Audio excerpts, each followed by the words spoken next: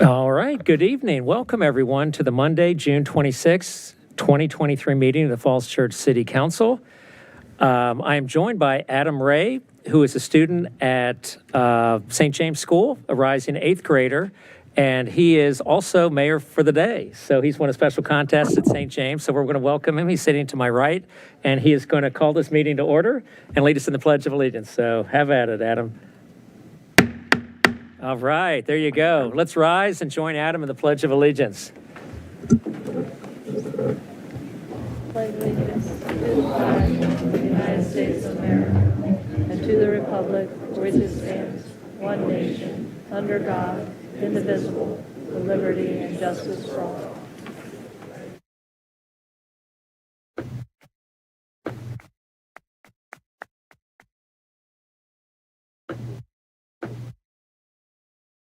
Let's go on and do roll call. Madam Clerk? Ms. Conley? Here. Mr. Duncan? Here. Ms. Hardy? Here. Ms. Leon? Here. Ms. Shantz-Hiscod? Here. Mr. Snyder? Here. And Mayor Tarter. Here. And we do have 2 council members participating remotely, and we have some motions for those. All right, would someone like to make a motion? Sure. Go ahead. I have one from Councilmember Snyder. Can you identify your location and the reason for your participation by electronic means? Yes, thank you. I'm in France participating in a 2-day meeting of the Organization for Economic Cooperation and Development. It's 1:30 a.m. where I am, and because of that, I may not be able to stay for the entire meeting, but I definitely wanted to be on and greet our citizens. Thank you. All right, thank you, Mr. Snyder. I move that City Council approve electronic participation by Dave Snyder in this meeting for personal reasons pursuant to the City Council's policy for remote participation in City Council meetings as adopted by Resolution 2023-06. Second. We have a second. Ms. Hiscott on the second. Madam Clerk? Ms. Conley? Yes. Ms. Hardy? Yes. Ms. Leon? Yes. Ms. Shantz-Hiscod? Yes. And Mayor Tarter. Yes. Motion carries. Thank you, council. All right, for Thank Mr. you. Duncan? Mayor, I have one for Mr. Duncan. Mayor, I move that the City Council approve electronic participation by Phil Duncan for this meeting for medical reasons pursuant to the City Council's policy for remote participation in City Council meetings as adopted by Resolution 2023-06. All right, do we have a second? Second. Madam Clerk? Ms. Conley? Yes. Ms. Hardy? Yes. Ms. Leon? Yes. Ms. Shantz-Hiscod? Yes. And Mayor Tarter. Yes. Motion carries 5-0. Thank you, council. Thank you. Let's move on to adoption of the meeting agenda. Mr. Duncan? Mr. Mayor, I move to adopt the meeting agenda as presented. Do we have a second? Second. Ms. Hiscott on the second. All in favor? Aye. Aye. Opposed? Abstentions? The ayes have it. Let's move on now to some very special proclamations we have. We have some wonderful folks in the audience who we're going to recognize this evening. Our first proclamation is declaring July 2023 as Disability Pride Month in the City of Falls Church. And I believe Ms. Leon is going to do the honors. Thank you, Mayor. Whereas on July 26, 1990, the United States Congress enacted the Americans with Disabilities Act, a comprehensive declaration of equality for people with disabilities that protects millions of Americans from discrimination. And whereas Disability Pride Month coincides with the anniversary of the ADA's passage and builds on the celebration of the law by recognizing something just as important, the movement by disabled people for disabled people to increase visibility and uplift the lived experiences and contributions of the disabled community. And whereas Disability Pride empowers those with disabilities to define their own identity, breaks down stigma and stereotypes of those with disabilities, and serves as a tool to tackle the ableism that persists to this day. And whereas disability comes in many forms: physical, mental, sensory, and invisible or undiagnosed, and therefore results in many different lived experiences, perspectives, and accessibility needs. And whereas Disability Pride Month encourages us to acknowledge the diversity and nuance of issues within the disabled community in order to better understand and address continuing discrimination and inequality together. And whereas the City of Falls Church is committed to building a community that acknowledges, welcomes, and supports disabilities and strives to provide disability equity. And whereas the city recognizes that addressing accessibility in the community, in transportation, engagement, government services, and more will actively help reach the city's 2040 vision of being a vibrant, walkable, safe, small city that keeps pace with regional growth while strengthening our identity as a special place. Now, therefore, I, David Tarter, Mayor of the City of Falls Church, Virginia, do hereby proclaim the month of July 2023 as Disability Pride Month in the City of Falls Church and urge all to respect and honor our diverse community and celebrate and build a culture of inclusiveness and acceptance. Jeff, I know you're here. Would you like to say a few words? Would you like to receive this proclamation?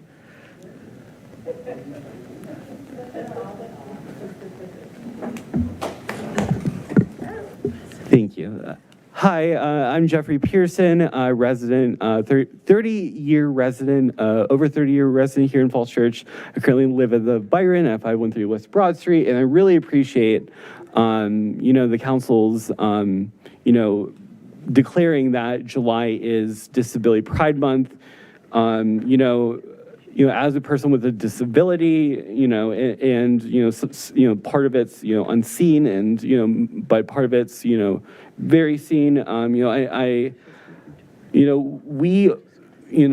are, humans, right? And we really need to make sure that, everyone, people who have disabilities, people who don't, have, who are part of marginalized communities, right? Everyone needs to make, we all need to make sure that we need a fair shot in life. And I truly appreciate the council for declaring that July is Disability Pride Month. And, it's truly been, I appreciate what the council is doing every day for disability rights. So thank you. Thank you so much. Why don't you come on, Jeff? Do you want to come down? We'll give you the proclamation. Okay. Thank you so much, Jeff. We appreciate all your fine work you do here in the city.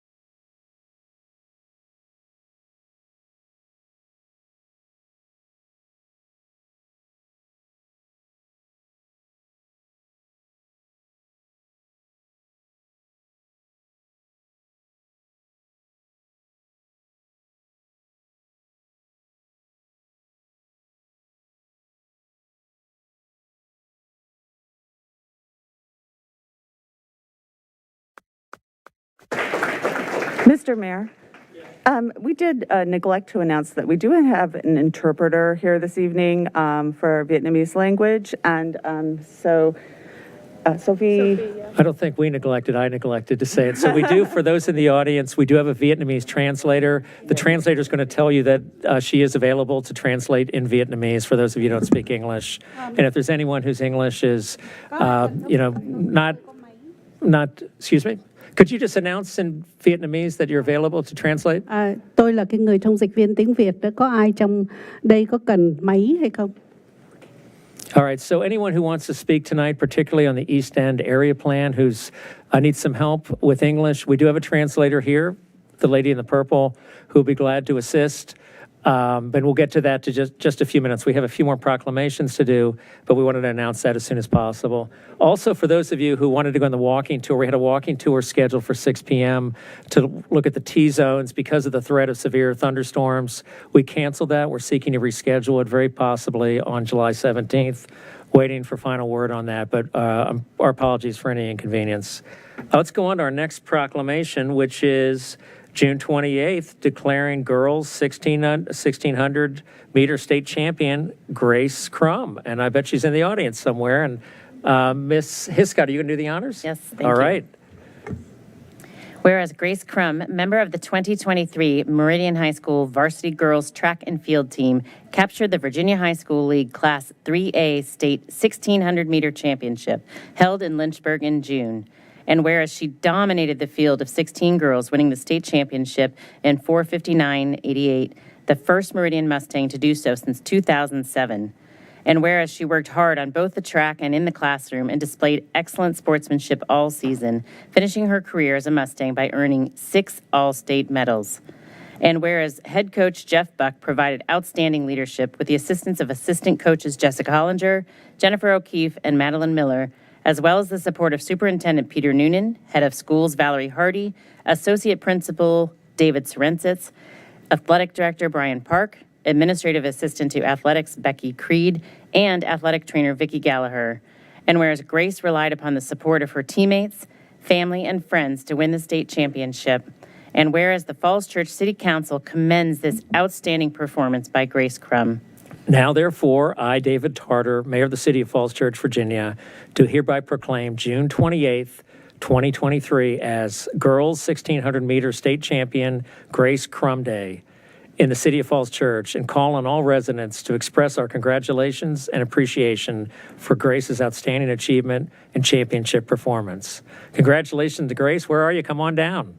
Let's congratulate. There you are. Come on down. Let's all congratulate her in person.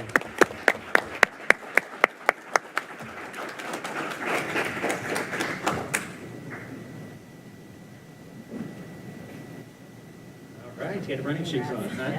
Oh, yeah. Congratulations, that's big stuff. Here's a pen too. Why don't you turn around and take a picture?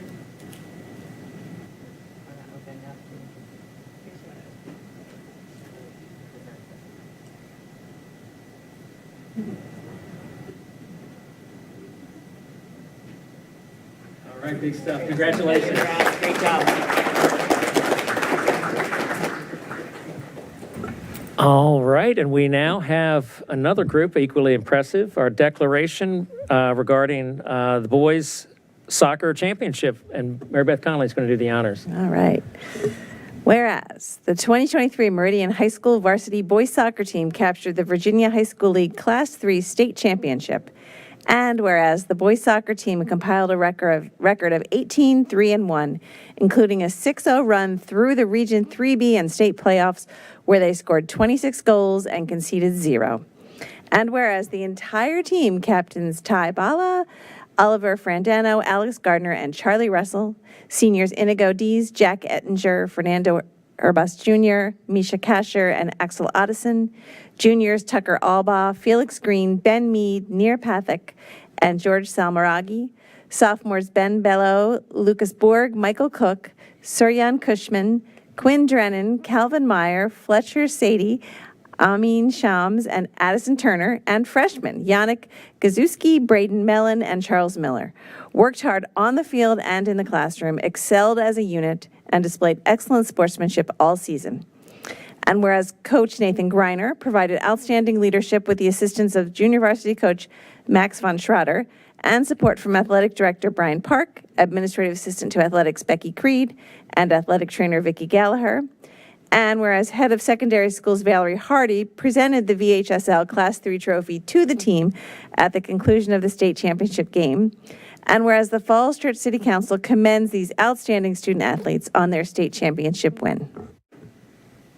Now, therefore, I, David Tarter, Mayor of the City of Falls Church, Virginia, do hereby proclaim June 27th, 2023 as State Champion Meridian High School Boys Soccer Day in the City of Falls Church, and call on all residents to express congratulations and appreciation for the team's outstanding achievement and championship performance. So congratulations, them. Come on down and we'll get a photo with you all.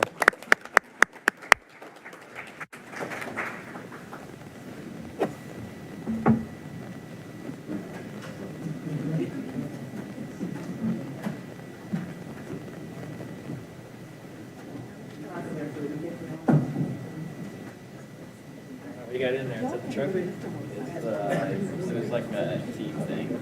What? It was like a team MVP type thing. Okay. All right. Here's a proclamation. We'll wait for the coach to get that to your coach. We got some pins too. You guys want some city pins? Keep on. Yeah. All right. We got some pins out here. If you guys want some pins, make sure everybody grab one along the way. All right. We'll get you some pins afterwards. Let's get the photo and. Yeah. All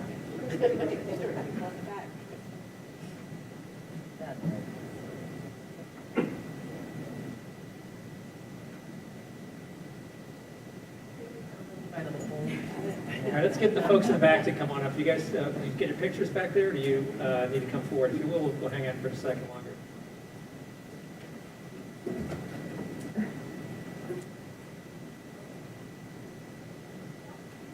You'll see that in the newspaper.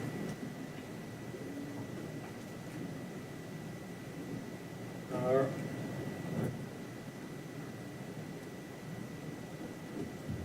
All right, two more photos back there, guys.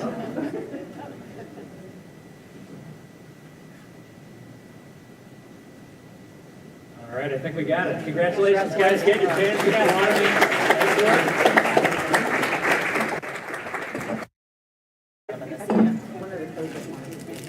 Of course, yeah. You get one? Everybody get a pin? You wanted one? Did you want to say? Did you want to speak? Sure. Okay, when we're done, just go to the podium and we'll get the mic on for you. Coach, pin? You like toss the pin? You good? Brian, do you want to?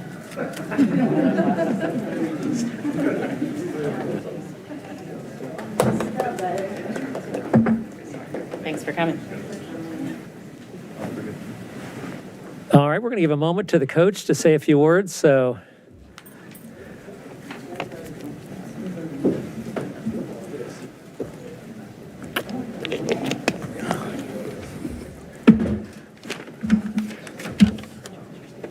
all right, well, let's hear it for the state champs.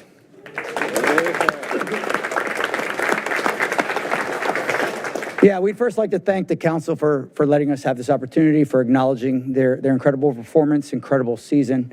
So thank you for having us. We'd also like to thank Mr. Park over here, Becky Creed, Vicki Gallagher, and Shauna Russell, the team mom.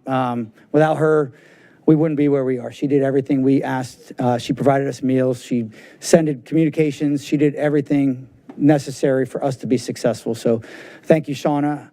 And I also have to thank my family.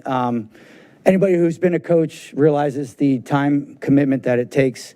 And I have to thank my family for giving me the opportunity to do this. I've missed many, many family milestones this year on behalf of coaching soccer, but it was worth every second. I just want to make sure my family knows that I appreciate the fact that they let me do that. Coaching's about building relationships, and many of these guys I had the privilege of knowing all the way back in second grade, before they could even tie their shoes at Oak Street in PE, all the way up to what you see now before you. What an impressive transformation from second grade to state champs. So it's an incredible evolution to watch these guys go from second grade to here.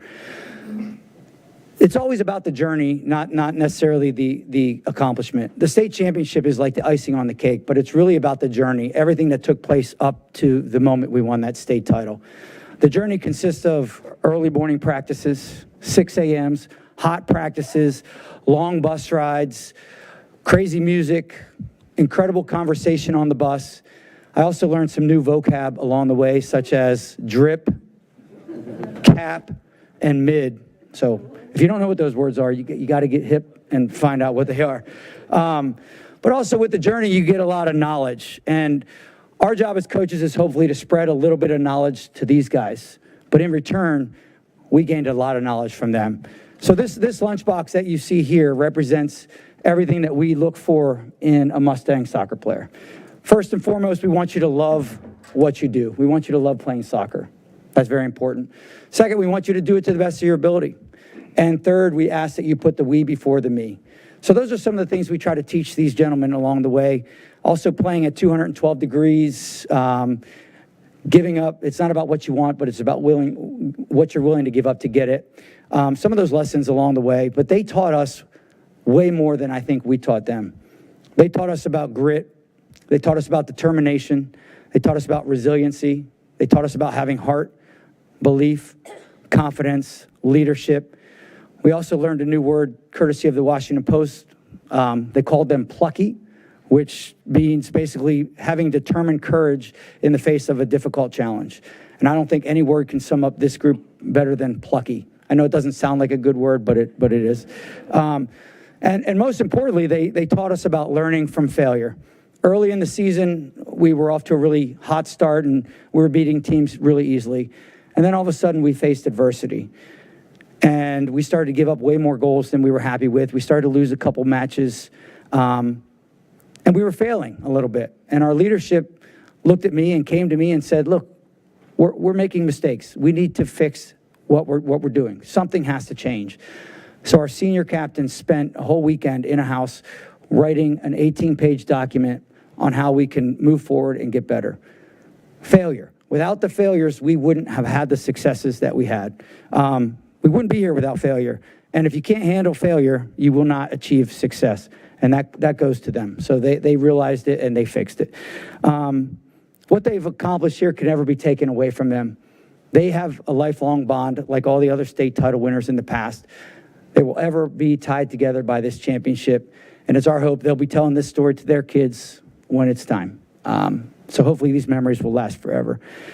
In the beginning of the season, we told them that one of us represents all of us and all of us represents one of us. And that's true for when you have success, you get a lot of awards. And we achieved a lot of awards this year. And those awards represent not one of them, but all of them. All 26 of these people are represented by these awards. We had 12 all-district players this year, which is phenomenal. We had 8 all-region players, which is phenomenal. We had 8 all-state players, which is phenomenal. We had 5 all-Met players, just ridiculous. And Washington Post ranked us the top 4 in the area. So all those are very impressive. Lastly, we ask our seniors to leave the program in a better place than what they found it. And I think without a doubt, these 9 seniors here have left this program in a much better place than where they found it. So again, congratulations, gentlemen. We hope you enjoy this one for the rest of your life. And thank you very much.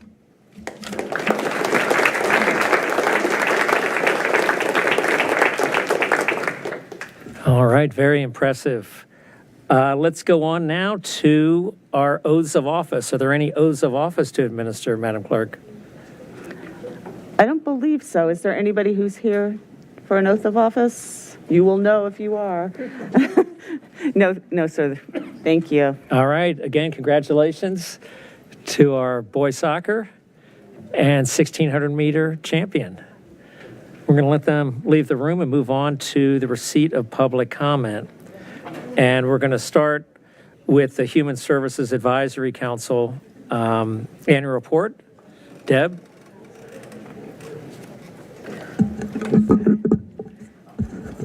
Thank you. Welcome. Can you hear me? Hello, Mayor, Vice Mayor, and members of council. Thank you, first of all, as always, for your attention to this annual report and to the needs of the Human Services Advisory Council, also known as HSAC. I'm here with one of our members, Jeff Person, and 2 of our students, and we've got Brian Bowden and I believe some other people that are online tonight that are members of our commission. Our report covers the year 2022. We did not do a report the year before that. In order to bring you up to date, I've extended it into May 2023.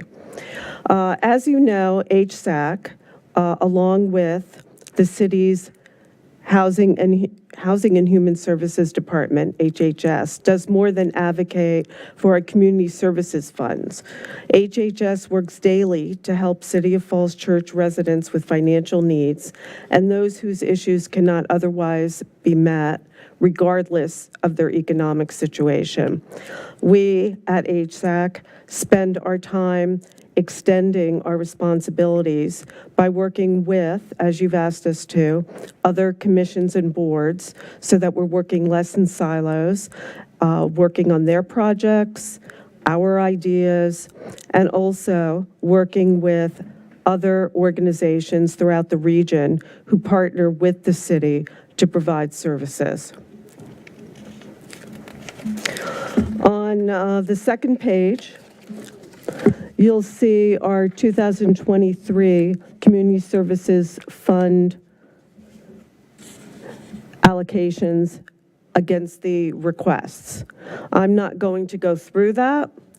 You have these. I hope that you've read them. I hope that you'll take some time to go through them again after this presentation. Now, if we can go to page 3, you'll see 2024. What's key in both of these is that we received a tremendous amount more requests than we have been able to allocate because our funding had not gone up much at all since 2014. The past 2 years, thank you to the city manager and to you on council for finding that we could get money out of the what was that called? The American Rescue Plan Act. And we appreciate that you made sure that these needs were met through that money, but we will not have that next year. So I ask the city manager and council to think ahead. We do not just grant to everyone that asks. And as you'll see on page 5, we have sharpened our application to ask more of applicants to make sure that if they're asking for other funding in the city, elsewhere, that we are aware, as well as what they've done in the past year with the monies that we have given them. So please, we need to think ahead because the Community Services Fund is part of the philosophy of Falls Church City, where a single person, a family, a person of low means, a couple with health needs, a child with disabilities, a new immigrant, persons of color, varied ethnicity, culture and religion, diverse gender and sexual choice, newly born and very aged, can live well and thrive here forever. On page 6, I just quickly go over some of the other areas that we advise and work with the HHS department on needs that often come up as emergencies, from rent relief to taxi coupons to seniors, deeply discounted dental services, referrals to other programs, and more, as well as SNAP, the food stamp program, working with the Capital Area Food Bank. On page 7, you'll see a list of some of the projects that encompass boards, commissions, and groups that we have worked with. Many of those you know, but I'll just highlight the Fairfax Area Commission on Aging, the Future of Aging in Fairfax County, of which we're the Health District, the Community Services Board, and Welcoming Falls Church. 2 other projects. As you know, in addition, last year we produced the Social Equity Community Training, and then we moved on to 2 other projects this year. We co-hosted Livable Communities, an idea that came to us from the Vice Mayor. That was co-hosted with Falls Church Forward, the League of Women Voters, and AARP. I have like 30 seconds left. Keep going. And in that capacity, we are working with other commissions led by Jeff to determine whether or not we should seek certification or just focus on the key areas that came out of that event that AARP led, which is affordable housing for seniors and accessibility. And this program, I just want to highlight, is not just about seniors, not to say that their needs are not important, but that accessibility involves everybody. And accessibility is a part of well-being. And then lastly, we are also working with, and this is, we get into this on page 9, providing better accessibility in the city. And this is a project that is also being led by Jeff through the Unity Club. and the Unity Club has no accessibility. And Dana, the HHS director, and Jeff are meeting with them to do everything possible through some very practical ideas that I believe will come to fruition to create accessibility for that important 12-step club. Lastly, I just want to thank the HSAC members who were a part of all this work and are no longer a part of the commission. The HHS staff who, even when they're very busy with last-minute critical needs, are there for the city. Our liaison, Mary Beth Connolly, and all of you. Do you have any questions? We're going to find out. But first, I want to thank you all, every one of you on the board, for all the great work you do. And so many of these things are so critical. They're things that we need to be thinking about all the time. And accessibility in particular is something I think the city really needs to work a lot harder on, and I'm glad you all are leading the charge on that. But a lot of great work you all have done through this past year and continue to do. And so I just want to let you know how much we appreciate that here on council, and I think the community as a whole. But let's go ahead and open it up to questions or comments from council. Do folks have any comments? Ms. Connolly? I'd just like to say, as the liaison, that I'm always impressed with the expertise and dedication of the members of the Human Services Advisory Committee. We've had some turnover and new members. We have 2 students that are here tonight. There's another student who also serves on the committee, and they really have put their heart and soul and expertise into all of the projects that we have, including the distribution of funds to all of our grantees. That's really an important part of their job, and they've done a great job with that. So thank you. All right. Thank you all very much, and look forward to further collaboration as time goes on. Much appreciated. Thank you. All right, let's go on to the report on Community Care Team Pilot Program. And is that Dana? Is she here? Who's doing that, Wyatt? I'll make a few introductory comments, and then I will turn it over to our Major Deputy Chief, Jiwan Chetri, and he is joined by our clinical psychologist, Dr. Tanisha Bracey, who's with the Aurora House. And what we want to talk with you all about, and both of you all can stand up and come to the mic because I'm going to turn it over to you in just a second. But this is a report to the community and to the City Council on the progress that we're making in responding to the state-mandated Marcus Alert process. And the intent of that state mandate is to ensure that 911 dispatchers, police officers, and behavioral health specialists are working together to keep communities safe, to keep police officers safe, so that everyone can go home safely when someone is experiencing a mental health crisis in the City of Falls Church. We have a partnership with Fairfax County through the CSB with our Marcus Alert program. But in addition to that, we have found local resources with Dr. Bracey working with their police department together to make sure that we're keeping our community safe. So we wanted to share that progress with the council and the community. And so, Deputy Chief Chetri, let me turn it over to you for this report. Thank you, sir. Good evening, everyone. I'm here tonight with our Housing and Human Services clinician, Dr. Tanisha Bracey, to talk about the current mental health crisis, its impact, and our plan to try to tackle it our way. As you all probably know, the United States has some of the worst mental health-related outcomes, and the state of mental health crisis have increased significantly in the recent years. More than half of Americans report that COVID-19 has had a negative impact on their mental health. 36.9% of adults in Northern Virginia are dealing with active symptoms of mental health crisis now, compared to 8% in 2019. This is a significant increase in mental health-related calls for police officers.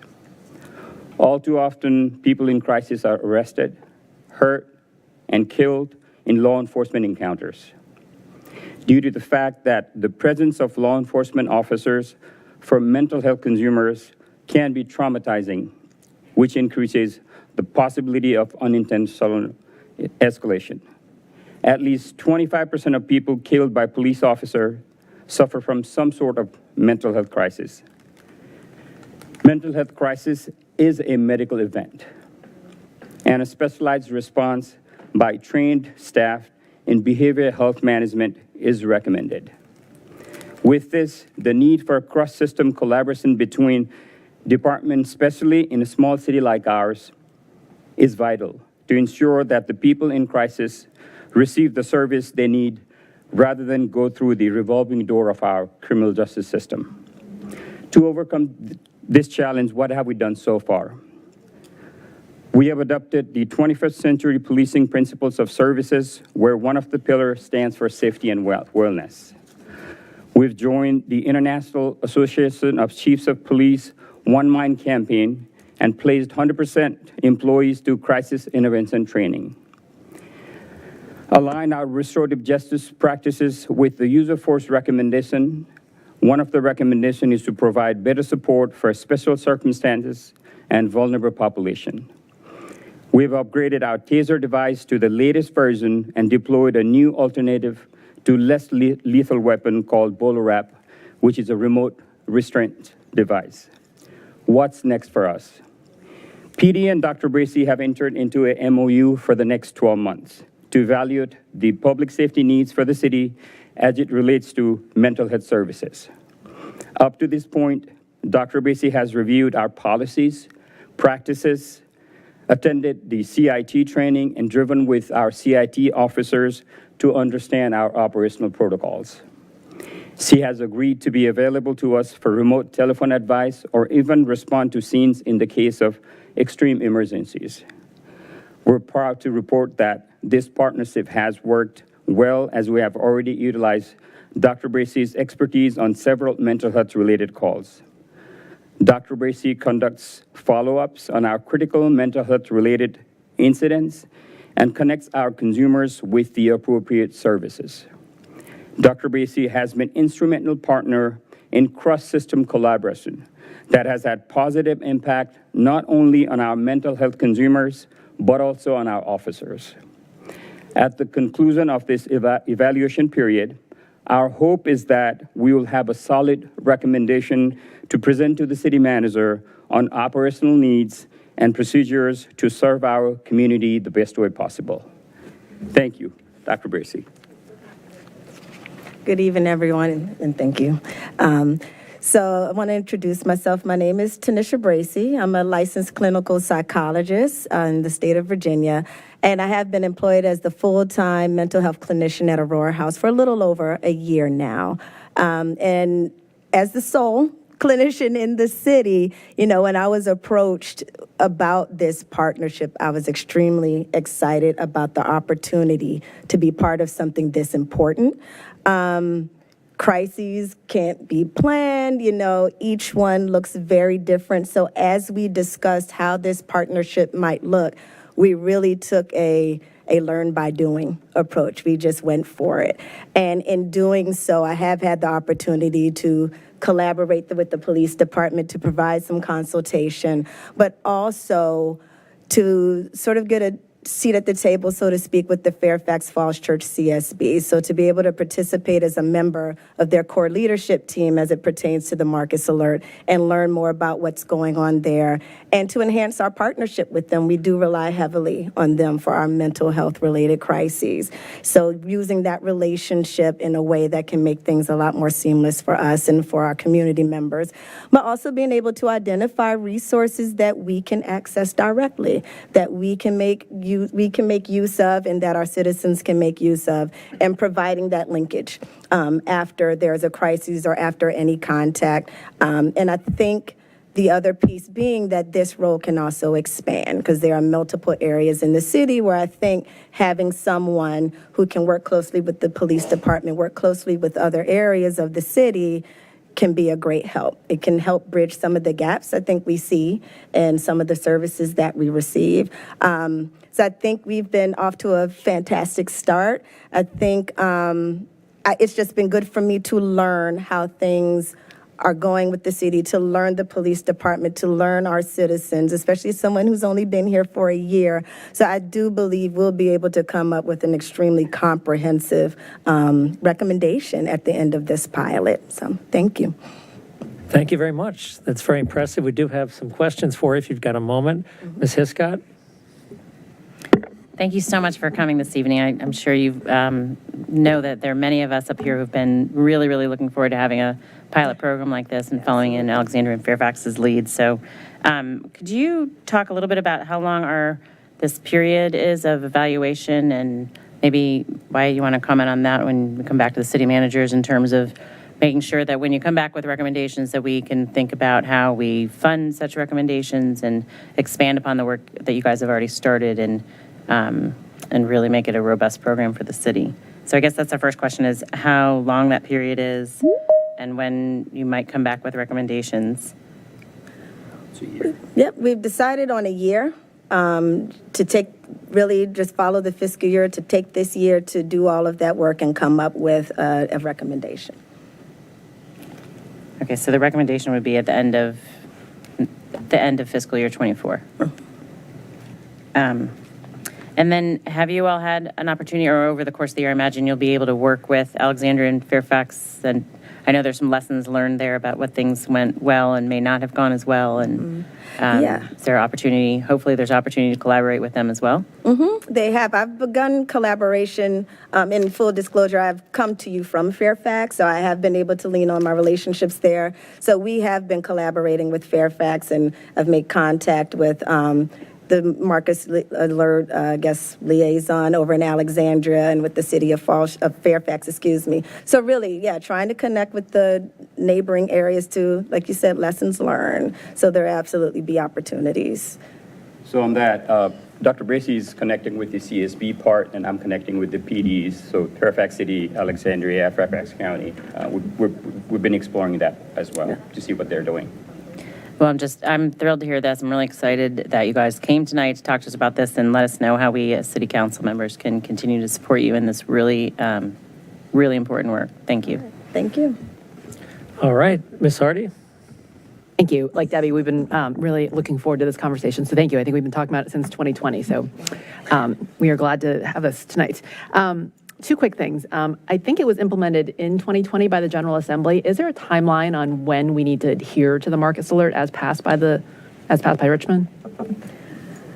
From my understanding, that date is ever evolving. We have been, because I've been partnering with Fairfax, for example, Fairfax, I believe, went live today. So been sort of following that.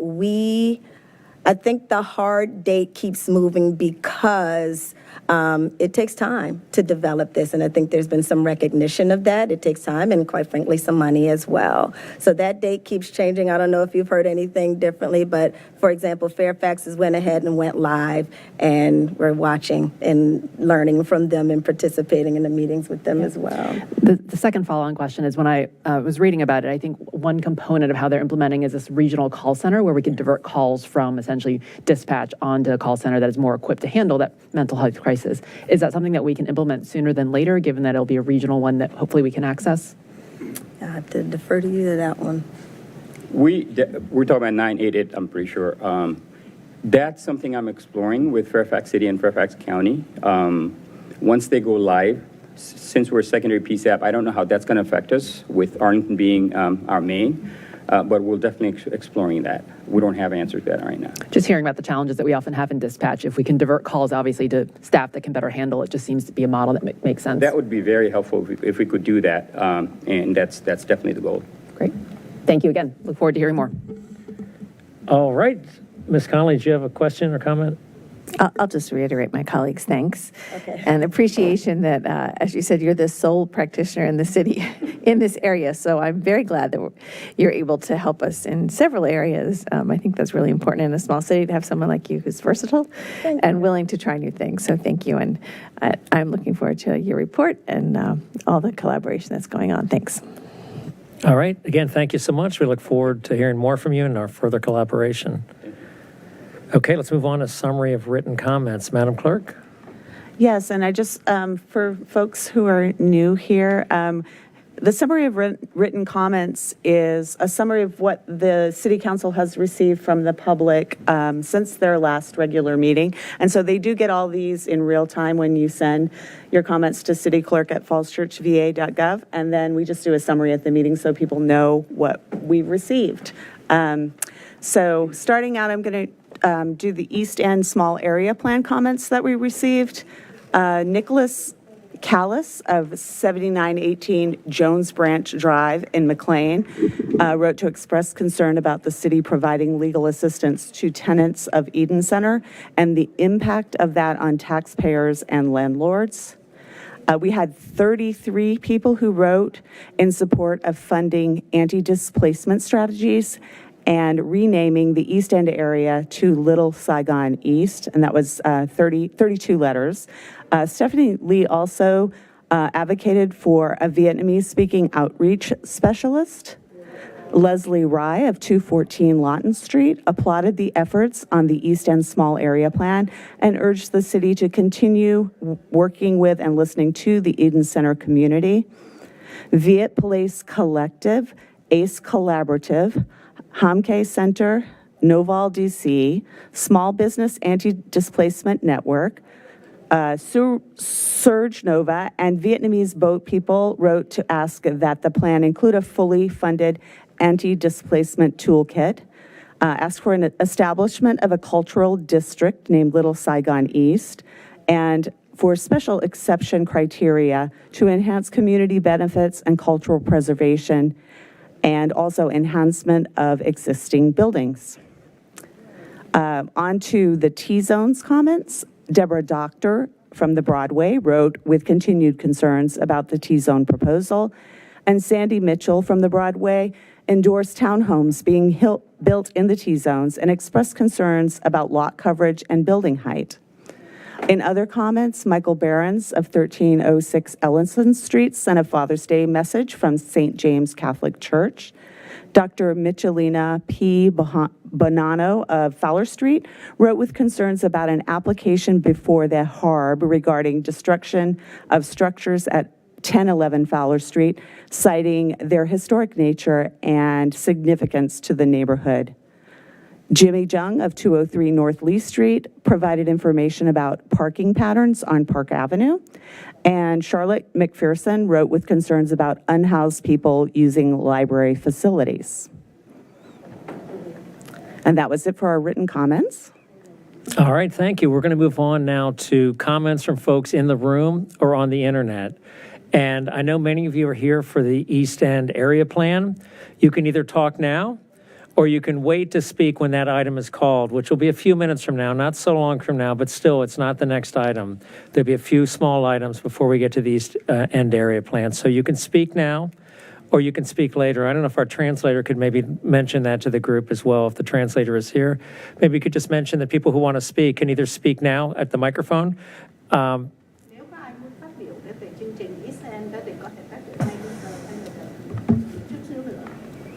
Okay.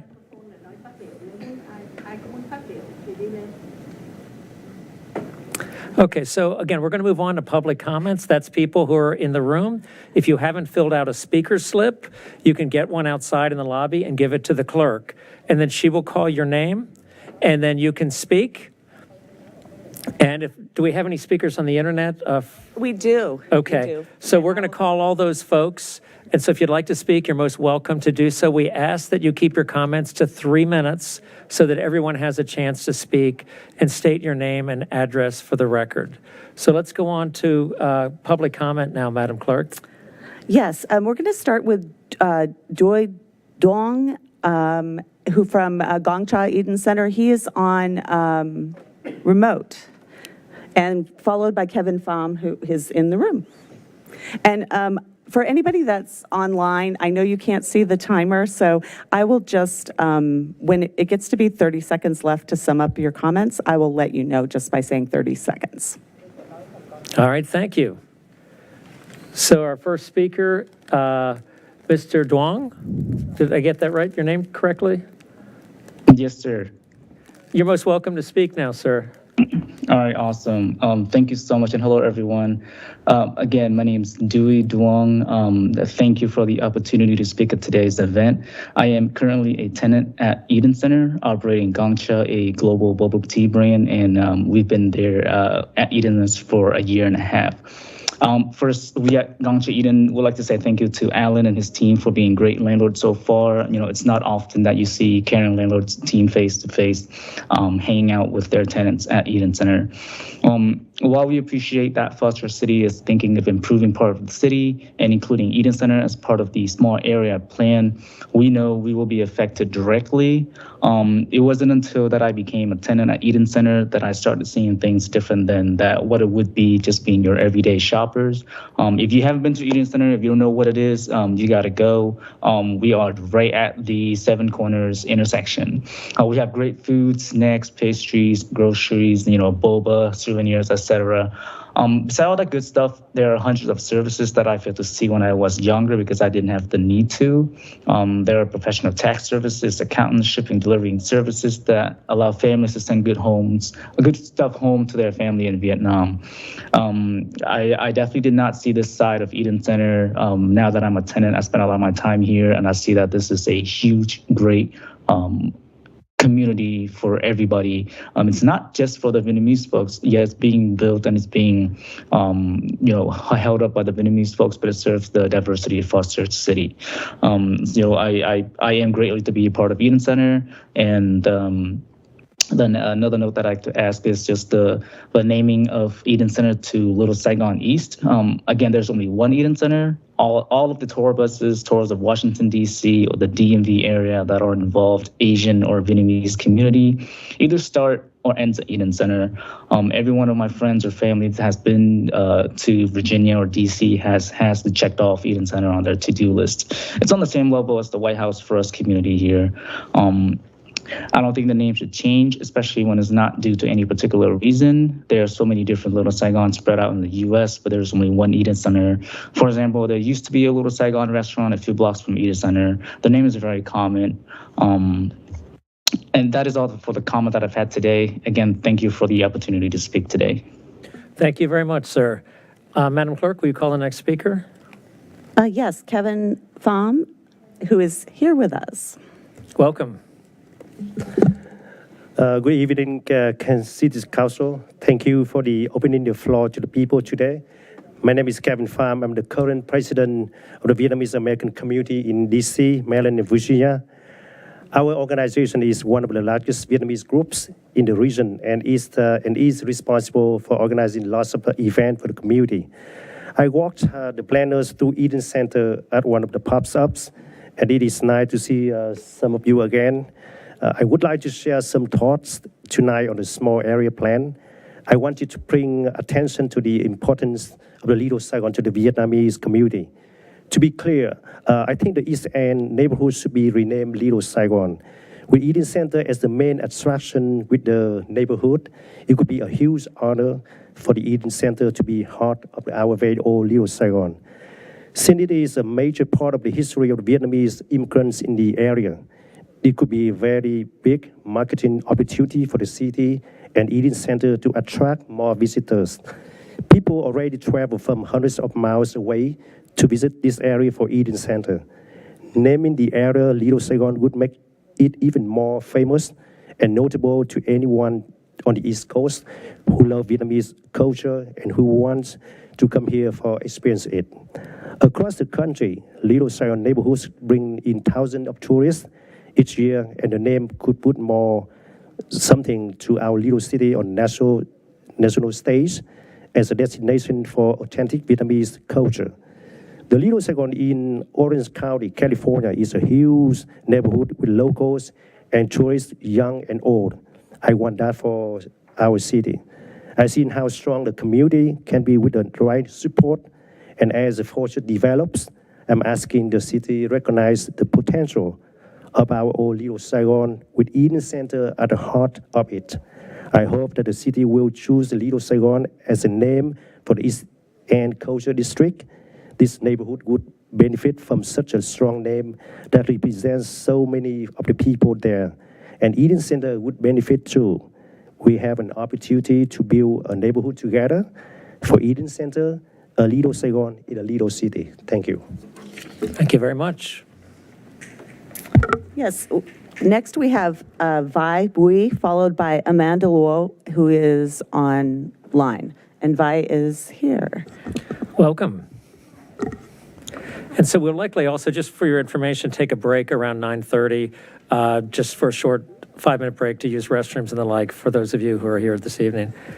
Hello, my name is Vi Bui. I'm actually first generation in this area. I came here in Northern Virginia in 1978.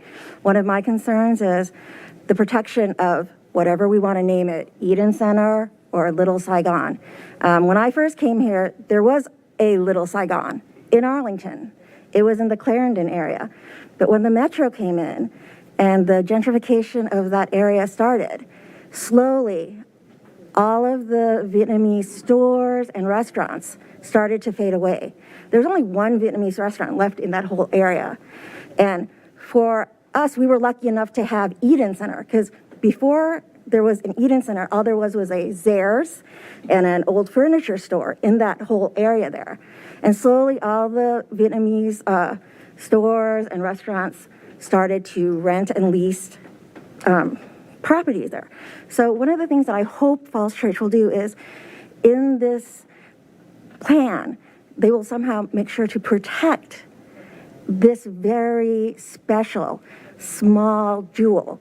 Because as we've seen in history before, if there's no city backing or government backing of an area, it will slowly fade away, just like it happened in Arlington and Clarendon. So that's all I really want to say, is that I hope that you really cherish this little nugget of Vietnamese culture that you have. Thank you.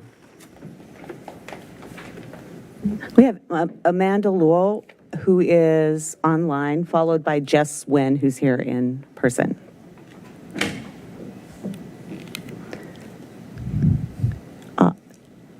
Yes, oh, welcome. You. Thank you. Great. Good evening, City Council members and everyone in the audience in person today. I wish I was in person, but I was feeling kind of sick today. But anyway, I still wanted to take some time to clarify how VPC understands that budgeting is outside the purview of the SAP process, and the plan cannot authorize a budget. However, later this year in the work plan and budgeting process, we would love to see the city prioritize possible funding processes and mechanisms for the assistance programs mentioned in the anti-displacement toolkit. So we would want a comprehensive evaluation of what is within the legal constraints of what the city can do. We have historically seen all over the country that development, anticipating, planning, and preparing for it is what often triggers a change in the economic landscape and market pressures in the area. It may not happen now or even a couple of years from now, but development causes a domino effect, with displacement being a side effect that is gradual and subtle. So we often don't recognize that displacement is happening to a community until it's too late, and all of our historical and cultural gems become scattered and harder to find. So we do have a chance to get ahead of the curve, and we have already done so with the recognition and promotion of the challenges that Eden Center business owners are currently facing and what solutions could be implemented in the future.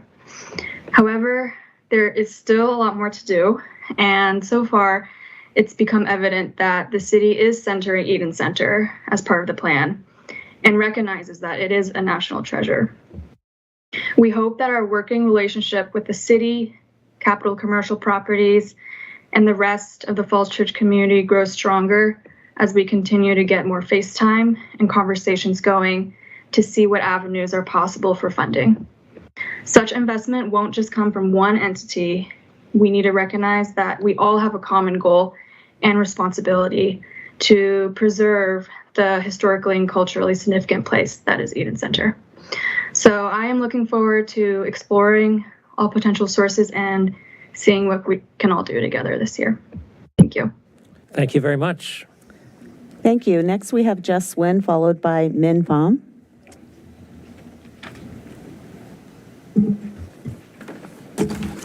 Hello, everyone. My name is Jess, and I am a racial justice educator and facilitator working with the Asian Pacific Islander Domestic Violence Resource Project, and I'm here to echo the sentiments of Viet Place Collective from my perspective. I've noticed that sometimes we talk about the plan as if it were a living, breathing human being that can make commitments. We say things like the plan needs to say this, or the plan cannot promise this. The difference between the plan and you all on council is that each one of you is a living, breathing human being that can make a commitment. We cannot hold a plan accountable, but we can hold the people involved in the process accountable. Now, I didn't have to obtain the economics degree that I have to understand that there are ways in which the free market reacts in accordance to neoclassical business models and rules that the capitalist economy adheres to, the rules in which our economic system adheres to. It can be as simple as one force leads to another. For example, enhancements in new development in an area can lead to increasing rent for existing business owners, eventually pricing them out of the area. Is that just an inevitable and natural consequence of how our system works? But that's not the question that I'm focused on right now. It's who is responsible for when that happens. Is it the responsibility of the state of Virginia to promote or mandate legacy business programs? Or capital commercial properties to enhance conditions for Eden tenants? Or of the business owners themselves to have a better understanding of what's coming? Or a Viet Place Collective to continue bridging the gap of communications between all these entities? Or of your council to ensure that you've done what you can to prevent cultural erasure and uphold your commitment to ensuring Falls Church is an equitable area to live in for people of all races, for working class families, and for people from all socioeconomic backgrounds? That's a trick question because our responsibilities are actually delicately intertwined with each other. Each of us cannot evade having responsibility and influence in the outcome of preserving this cultural gem, no matter how small or big our influence is. I'll say that again. Each of us cannot evade having responsibility and influence in the outcome of preserving this cultural gem, no matter how small or big our influence is. You have the power to commit to something unprecedented in this area, to help preserve the legacy of a culture that is already dying, because if anything, that is something that you cannot refute because we can feel it already happening right here. It was too late for DC Chinatown, but right now, it's not too late for us. Our community isn't expecting legal protections at this stage. We understand the constraints of the planning process. We're painting the picture of what will happen if you don't start really thinking about what you need to commit to now. Again, a plan cannot provide commitment, but you all as people and council members have the ability to commit to helping protect a vanishing culture. Thank you. Thank you. Next, we have Min Pham, followed by Phoebe Bui, who is online.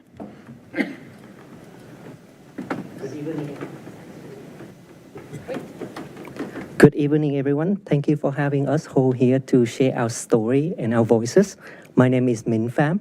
My family and I moved from Vietnam to Virginia when I was 14.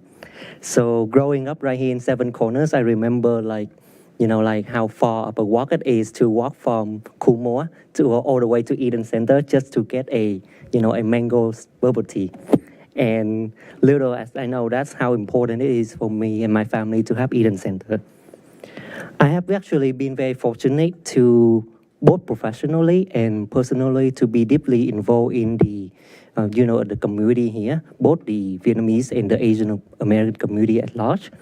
And for almost 20 years, I actually work with many groups, businesses, nonprofits, and all elected officials from all level of our governments to put together cultural festivals and community events right here in the DMV area.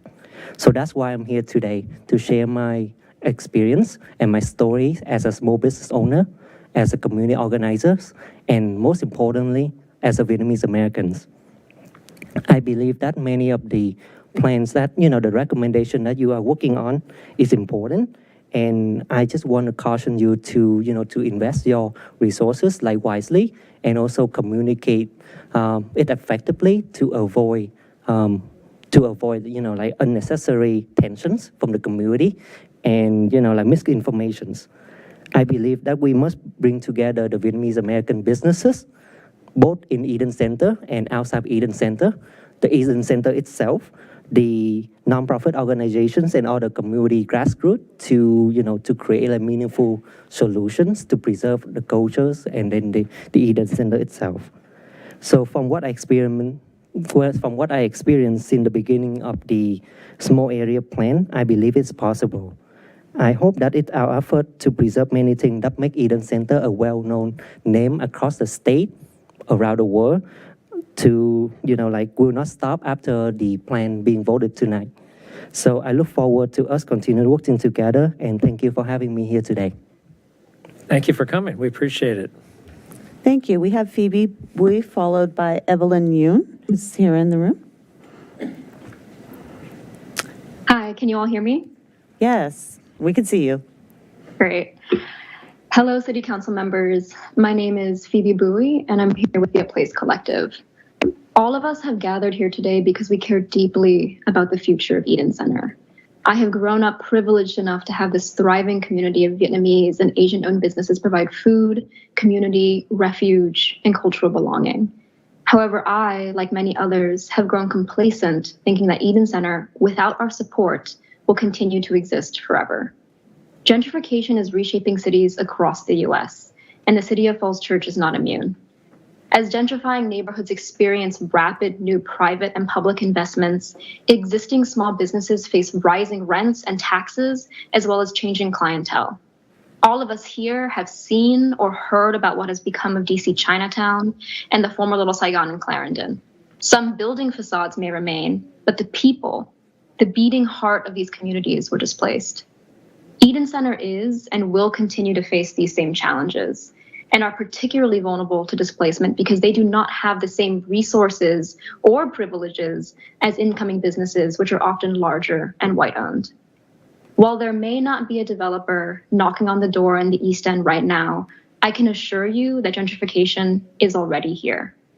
And if we cannot acknowledge that it is happening until rent jumps 300% and businesses cannot pay the rent and are forced to close, then we are too late. All of us, the city, Viet Place Collective, business owners, Capital Commercial Properties, have a collective choice. Do we explore every possible political, cultural, and legal tool to preserve the Eden Center?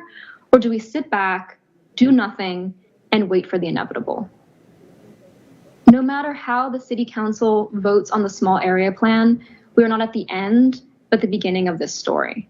And my hope is that together we choose a story of diversity and inclusion, of equitable development, and of meaningful cultural preservation and celebration. Thank you. Thank you very much. We have Evelyn Yoon, followed by Sean Williams. Good evening, Mayor Tarter and council members. I am Evelyn Yoon, and I'm a frequent customer at Eden Center, and I'm also a resident from across the river, from the Rockville and Potomac area in Maryland. I am here to support for a stronger commitment on funding anti-displacement programs by the city. The current SAP has very little effect on ensuring that anti-displacement programs would last since it lacks legal and financial backing.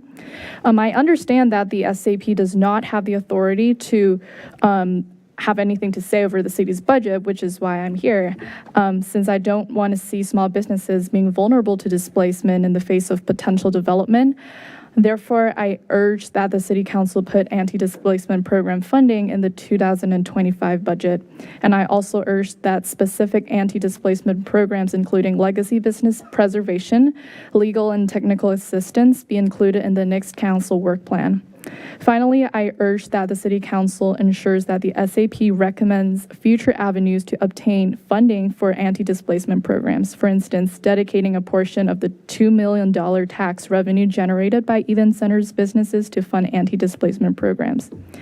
I do recognize the fact that there may not be immediate plans to redevelop the East End, nor are there any plans to develop the surrounding areas of the East End, but it doesn't mean that there isn't a need for anti-displacement programs. They are preventive measures, so it only makes sense that they are implemented before displacement takes place. Thank you, everyone. Thank you. Thank you. We have Sean Williams, followed by Joseph Shirizi. And Sean, I believe, is online. Hello, can everybody hear me? Yes. Yes. All right. Hello and good evening. My name is Sean Williams. I'm a member of Virginia Student Power Network, calling in from Richmond, Virginia, and I'm here to demand that you approve the East End Small Area Plan and commit to funding anti-displacement policies to ensure Vietnamese cultural preservation in the area we have dubbed Little Saigon East. While the SAP cannot formally authorize a budget, it could and should emphasize the necessity for funding for all of the listed anti-displacement strategies and identify potential funding streams, including the allocation of a percentage of Eden Center tax revenue or future development budget. Like many other Vietnamese people, I hold a special place in my heart for Eden Center. I grew up in the Northern Virginia area, often spending weekends with my Bang Wai and the rest of my family going to the Eden Center, either for traditional holidays or special events. Whether it was renting variety show VHSs and DVDs at Tans Video, having a bite to eat at Hai Dung, or grabbing our incense and other items for our Buddhist altars at Bat Nha. My family knows many of the people who come to eat, shop, and work at Eden personally, as we have been going for several decades. Just this past February, my mother and I celebrated Tet at Eden Center, which I haven't done in a few years as I was away at college. However, due to recent events regarding the East End Small Area Plan, which I may add was brought to our attention by folks from a Via Place collective, my mother and I have talked about what Eden Center means to us as Black Viet Kieu, or overseas Vietnamese people. Folks like my mother and my uncle as Black Vietnamese people felt isolated while in Vietnam and came here through a program reuniting children fathered by Americans in 1983. However, despite my mother living here for nearly 40 years, she still misses aspects of her culture and homeland that she can only find at Eden Center. I'll state some facts to put the importance into perspective. Eden Center is the largest Vietnamese commercial center on the East Coast and the largest Asian mall on the East Coast of North America. Vietnamese people from surrounding states, including but not limited to North Carolina, South Carolina, Maryland, and Pennsylvania, flock to Eden Center for a variety of reasons. So this redevelopment plan is much bigger than just the city of Falls Church. There are long-lasting and far-reaching consequences if the city doesn't properly fight for anti-displacement policies and funding to back them up. For nearly 40 years, we have cultivated a community that is vibrant and strong due to the circumstances we found ourselves in and continue to persevere. Whether we came after 1975, in the years after the U.S. placed an embargo, or as recent immigrants to this country. To summarize, the city must prioritize the needs and demands of the Vietnamese people who come to and work at Eden Center, not up-and-coming white professionals, developers, and/or landlords. The term Little Saigon is a designation of pride for Vietnamese people building new communities despite continued displacement by U.S. governing bodies.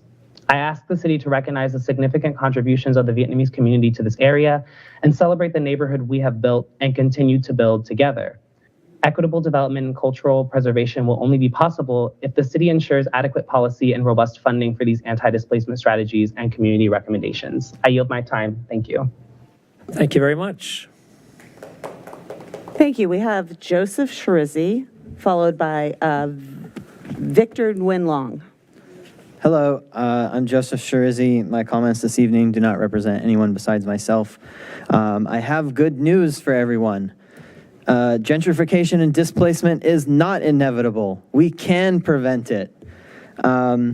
Instead of putting all of our long-term development goals of increasing the number of homes in Falls Church by X or increasing the number of small businesses by Y, instead of putting all of those in one place, we should be allowing more density in more places.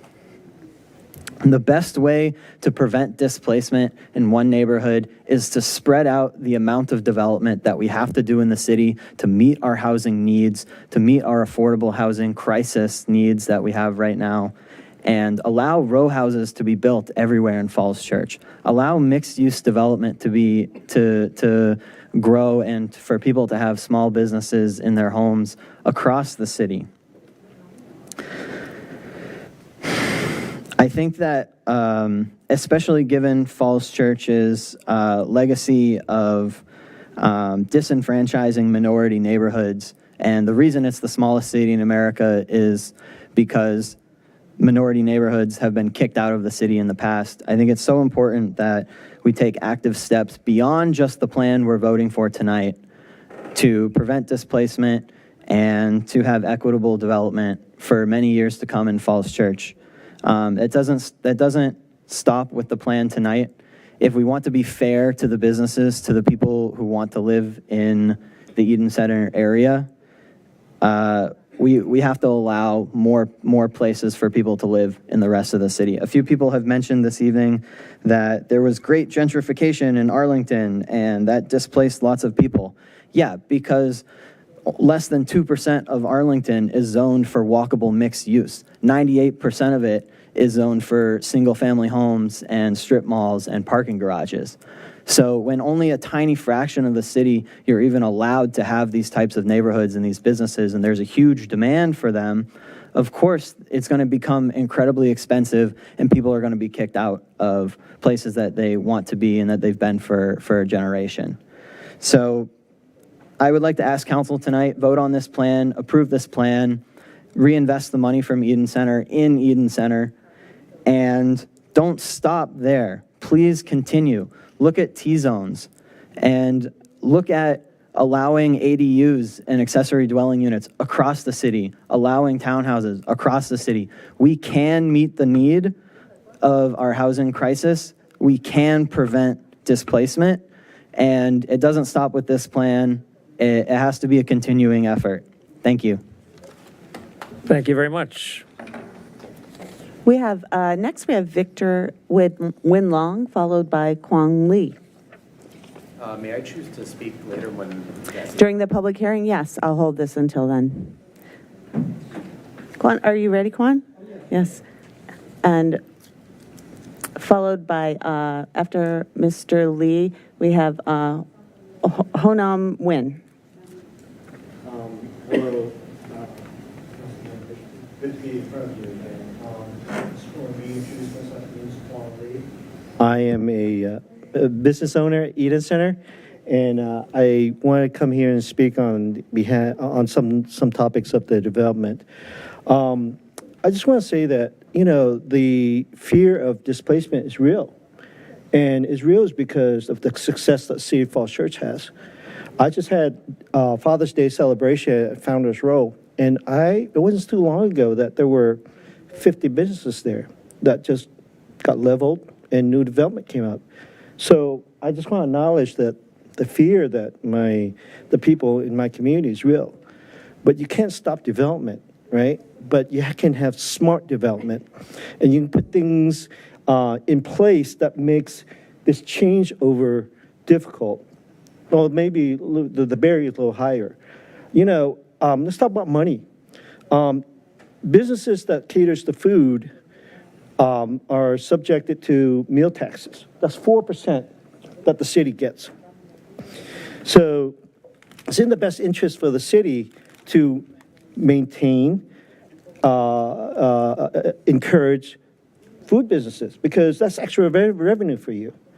But on the flip side, I can see too that you guys want new development, new homes, high condos. That's property tax too.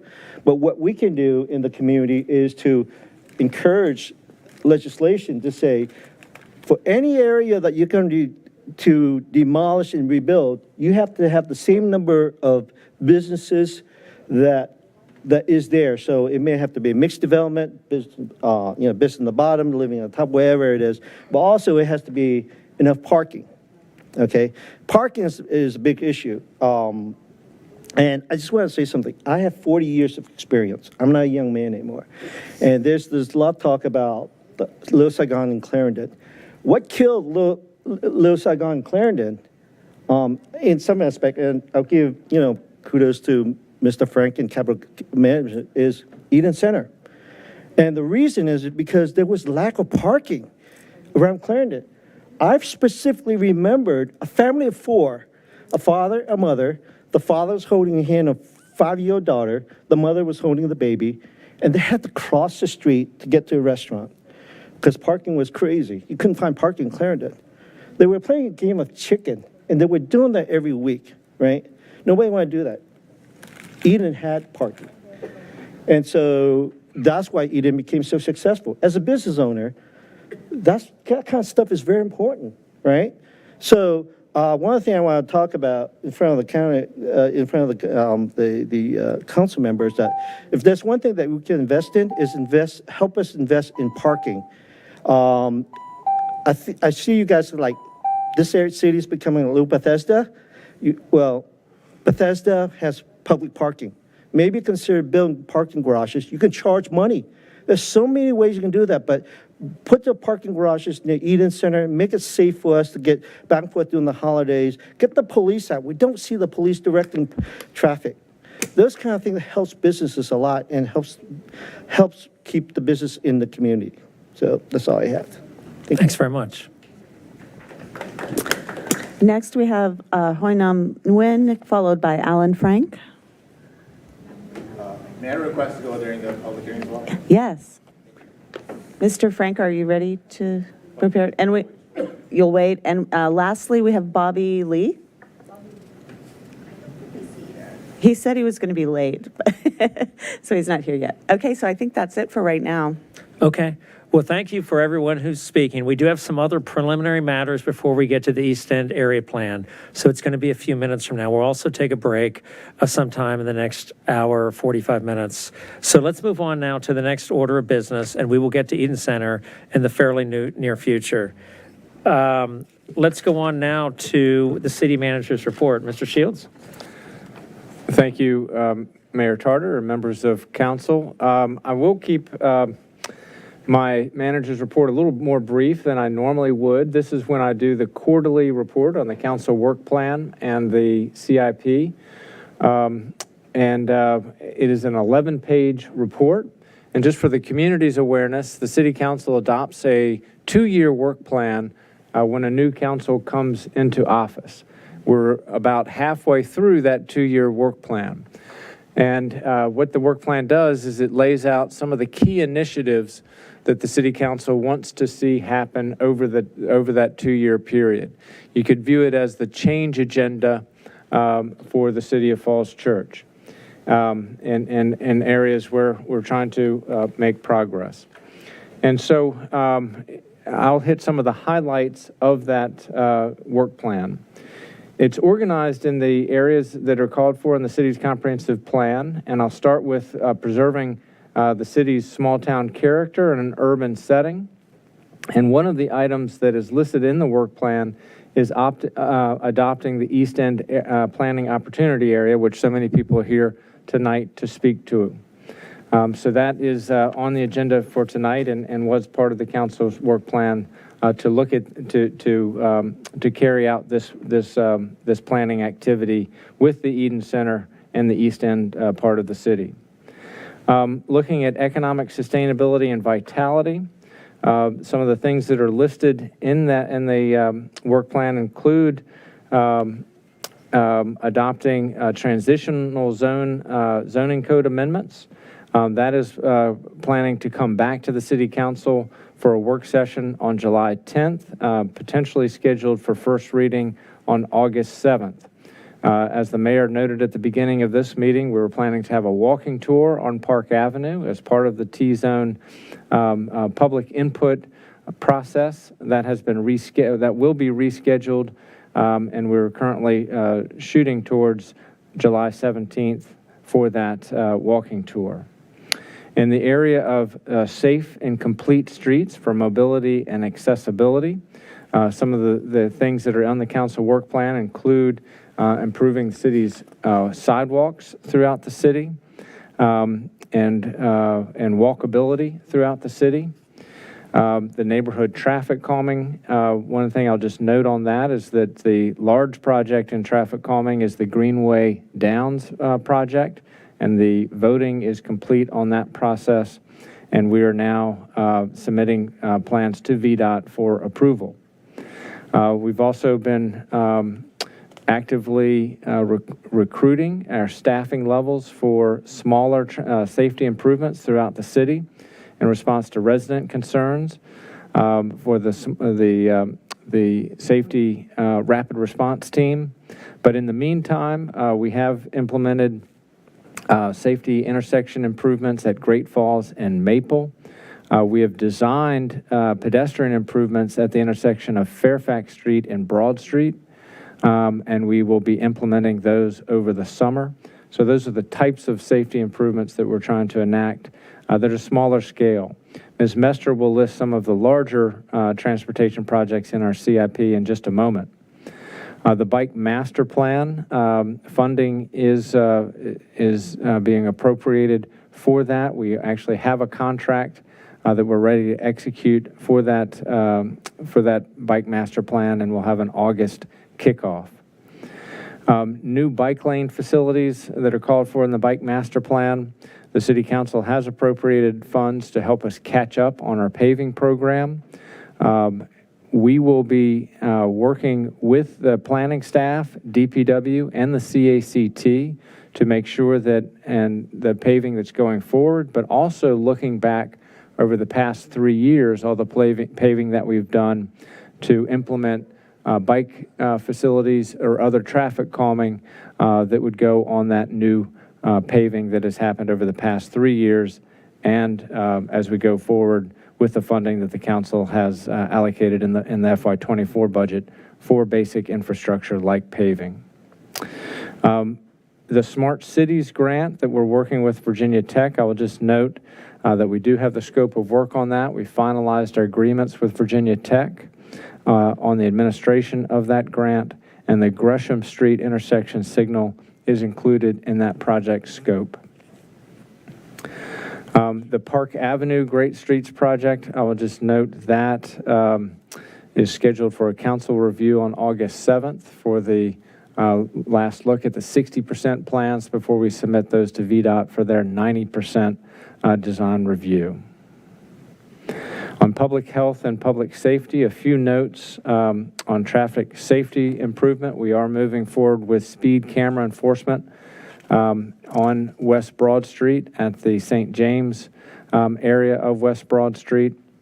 20-mile-per-hour speed limit signs will be installed this fall with our transportation engineer. We have finalized the location of all those signs in coordination with the police department, and now we're putting that work out to bid. On emergency management, we've been working with community to plan for power outages, fire, weather, and other emergencies. We've been working with condo boards, with the faith community, and with schools in the city for emergency management. That's really important work that our OEM team has been carrying forward. NextGen 911 is being implemented now. That will allow greater flexibility in how people report crimes or emergencies into 911 dispatch. And it also will provide more accurate location of the calls that are coming in by cell phones. In the area of environmental sustainability and leadership, I will just note that the government energy plan will be coming to the City Council in July for adoption, and that's laying out the steps that the city government will take to reduce our carbon emissions, to help mitigate climate change globally, to do our part in that. And then we'll be focusing more on the community energy plan over the course of this coming fall. In terms of stormwater and infrastructure and flood management, the Trammell Branch project is under construction right now as we speak. The Hillwood project is in its final design, and Sharrow Avenue project is in its still in preliminary design. Last few things that I will note on inclusion and social sustainability. We have key affordable housing strategies that are moving forward. One is our new homeownership program that is funded in part with an Amazon Reach grant. 3 homes have been purchased, and staff is working with clients on a waiting list as they go through the loan approval process to be placed in these homes. We have a list of 100 people who have stepped forward to be considered for this program, and staff is working with them to kind of get through the process to be eligible for mortgages under this program. In addition, we're working with Wesley Housing on implementing the memorandum of agreement to preserve and expand the affordable housing that has been purchased in Virginia Village. We expect to close on the financing for those 5 properties in the fall of 2022.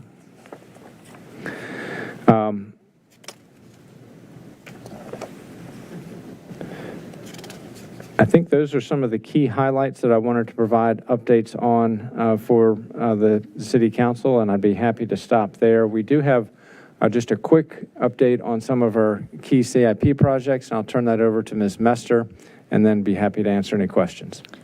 Thank you, Mr. Shields. Good evening, Council. I wanted to just add a little bit to the smart cities in addition to the Gresham Place signal that Mr. Shields mentioned. We are also using this grant to look at upgrading all of our traffic signals, which will improve our timing and pedestrian access. So that would be all 26 signals as we go through the process. And we're selecting the equipment and technology now. So that is progressing now that we're back on track, as Mr. Shields noted. A couple key points on projects in addition to the ones highlighted. I did want to note for Broad Street Hawk Signal that that's scheduled to start this September and fall and then be done March of 2024. So that is entering into the construction phase soon. Bierman Park Crossing, we're at 100% complete plans, and so that's on schedule and fully funded. And the Oak Street, as we all know, with the road detour, is actively underway. It's scheduled to be completed October of 2024, and this is the first project where we're partnering with the Virginia Department of Transportation to actually administer that project for us. It's a good project with some lessons learned as we go through that partnership. And on the Greenways Downs, which Mr. Shields highlighted that the voting is done, we are also then proceeding to the 60% plans, and so that is working well. And today, staff had a meeting for additional coordination and communication with the community. The final thing I wanted to highlight is page 2 of the cover staff report, where we provided a sampling of projects that indicate sort of where the original budget was and where the current cost estimates are, to give you a sense of what we're experiencing in terms of the cost escalation. Certainly not unique to the City of Falls Church. It is a regional national issue, but it is being significantly impacting our projects. So each one's a little different, but we're working on solutions to these issues. In a couple cases, VDOT was actually able to provide additional funding, which you saw recently in the budget amendment, to fill the gap. So each one's a little different, but it gives you a sense of the breadth and magnitude of the issue we're experiencing. So those are my highlights, Mr. Shields and Mayor. All right, thank you very much. Let's move on to questions or comments about your report from Council. Ms. Leon? Thank you very much for that robust update. So I counted the number of yellows. So we're making great progress, but we've got 16 yellows, and the PM and me is kind of focusing a couple of questions on that. Understand if we need some time to get there. First, a comment. I noticed a statement around the city streetscape design guidelines.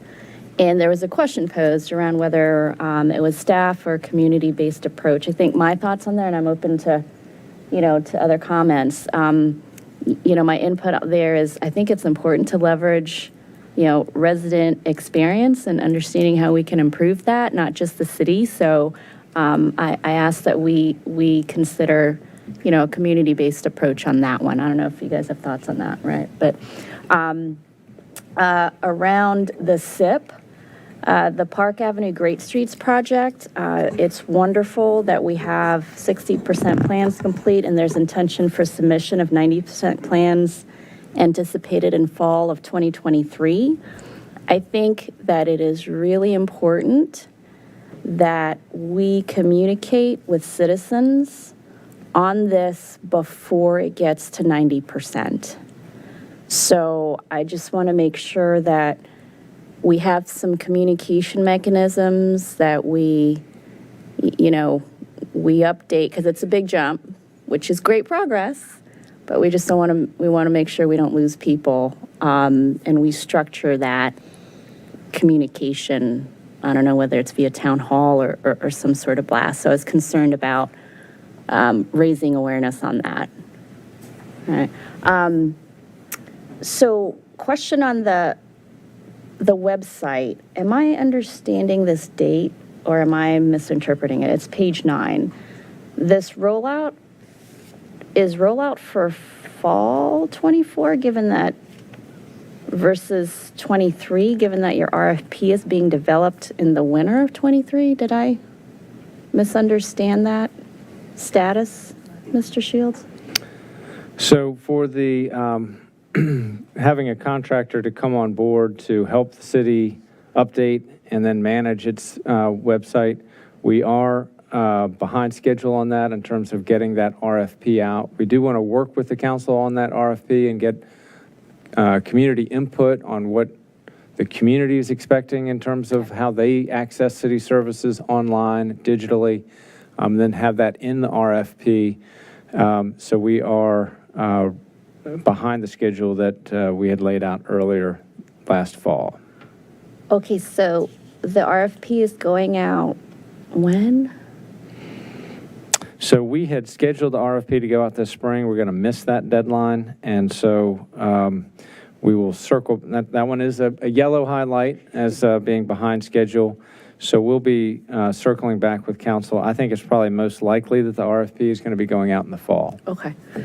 So is there anything there we need to be aware of, like resources, I'm really, my intent here is to really understand and see if we've got problem statements that we can help unkink. Anything that we should know about? Is it a resource issue? Is it just we need to get to it? Let me follow up with council on that. It is a question of time, being able to put to this, and it's not easy. Ultimately is a resource question. But I will circle back with council sort of on the revised schedule and what we need to be able to execute. Okay. So I've, that theme also, the whole theme of do we have the right resources? Is there some underlying, things we should be aware of? Do we understand problem statements? That kind of thinking is also applying to the housing space. Now, I love what we're doing in the city for housing. We are really pushing ourselves in this space, but for the 3 items we have in 23, they're all yellow, 3. So understand we're pushing hard. On the demographic study, so we haven't awarded that RFP. That's correct. We've put out a solicitation for vendors to help us with that. And we have not selected a vendor at this point. Okay. So we're just trying to get some engagement and some, healthy competition to be able to award that work. That's correct. We've also engaged with the Northern Virginia Regional Commission. They do demographic work, and so that is an option for us as well that we're actively exploring right now. So that yellow is just trying to figure out where the market is to get a response. We just don't want to award it to anybody. We're making sure we've got the right participation and bids for that. That's right. That's okay. So that's taken time, particularly for the comment around NHP. And it's great to hear we've got 100 applicants, but I just want to make sure we're understanding how we're moving applicants through that loan queue to identify qualified prospective buyers, and whether we're deploying the resources that we have in flight that are funded, in the right way to make sure we work through that volume, because it's a healthy volume. It's 100. So that's the good news, but it means work to kind of take the funnel and narrow it. So thoughts there on understanding. Well, we are working on strategies to help people through that process, and I know staff is in discussion with the Housing Commission on those strategies. Okay. And we'll keep the City Council as a whole informed on how we can increase the pace of that. If it's resources, we'll come to the council to talk about it. If it's redeploying resources we already have, we'll do that as well. But we'll continue that dialogue with the City Council on that. We know it's an important program, and we want to have people take advantage of it and be successful in getting housing in the city. Right. We want to meet our goals there because we have That's right. some in this year for that. Okay. Appreciate that. I think that's it for now. Thank you. Mr. Duncan?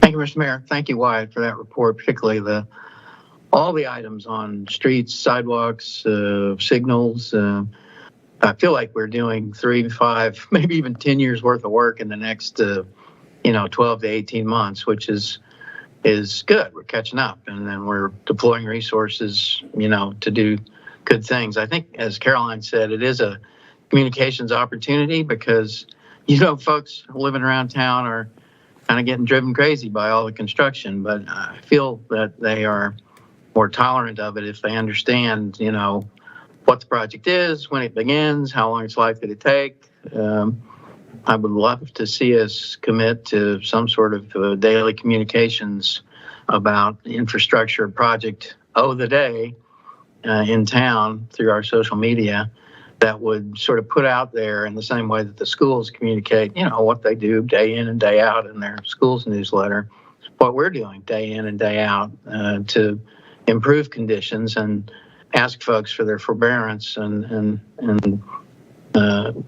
plead with them to understand that this sort of disruption it's almost a generational thing. It's repaving of streets that, probably haven't been paved in 20 or 25 years in some cases, and sidewalks that have never existed. So I would ask for, us to deploy our communications resources as aggressively as we can to tell that story. The second thing I wanted to bring up is more of a rifle shot question about emergency management.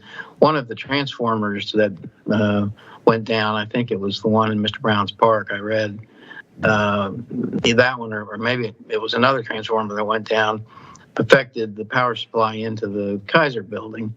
And I think they have some sort of emergency backup generator, but maybe not one robust enough to continue, providing all services. I'd heard that they had to, postpone some procedures or whatever because they didn't have enough power.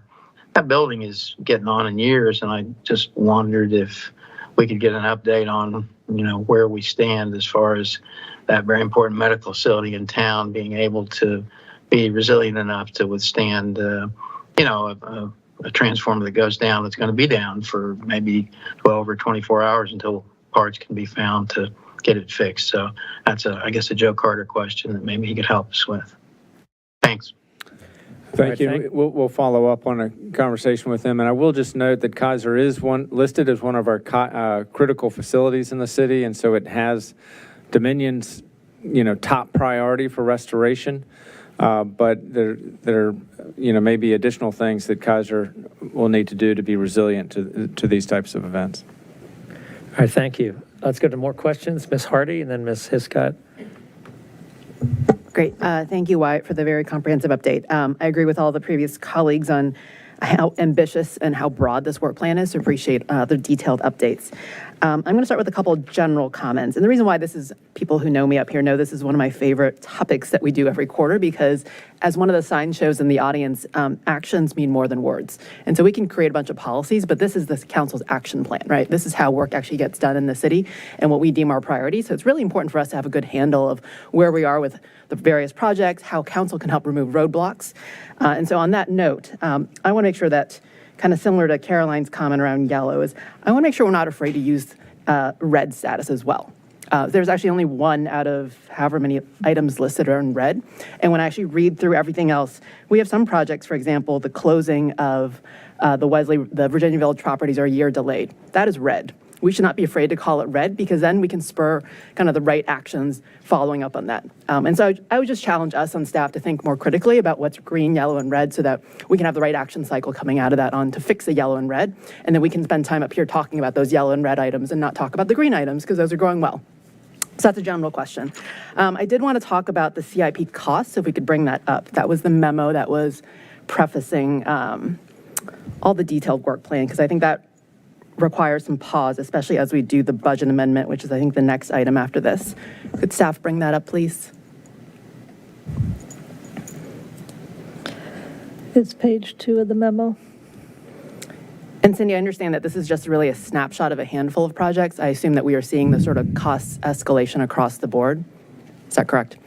So when I summed up, this is the budget amendment. I'm looking for the memo that went with the CIP work plan. There you go, that one. So I added up what the original project budget was just for these handful of projects and then what the current cost estimate was. So originally these projects were supposed to cost us $9 million total, and now they're $19 million. So that's really, really significant. So I know that we're looking at, for example, looking at the budget amendment of this upcoming fall to figure out whether we need to actually add funds. But I want to make sure we actually take a step back and make sure we think about whether we actually need to reprioritize.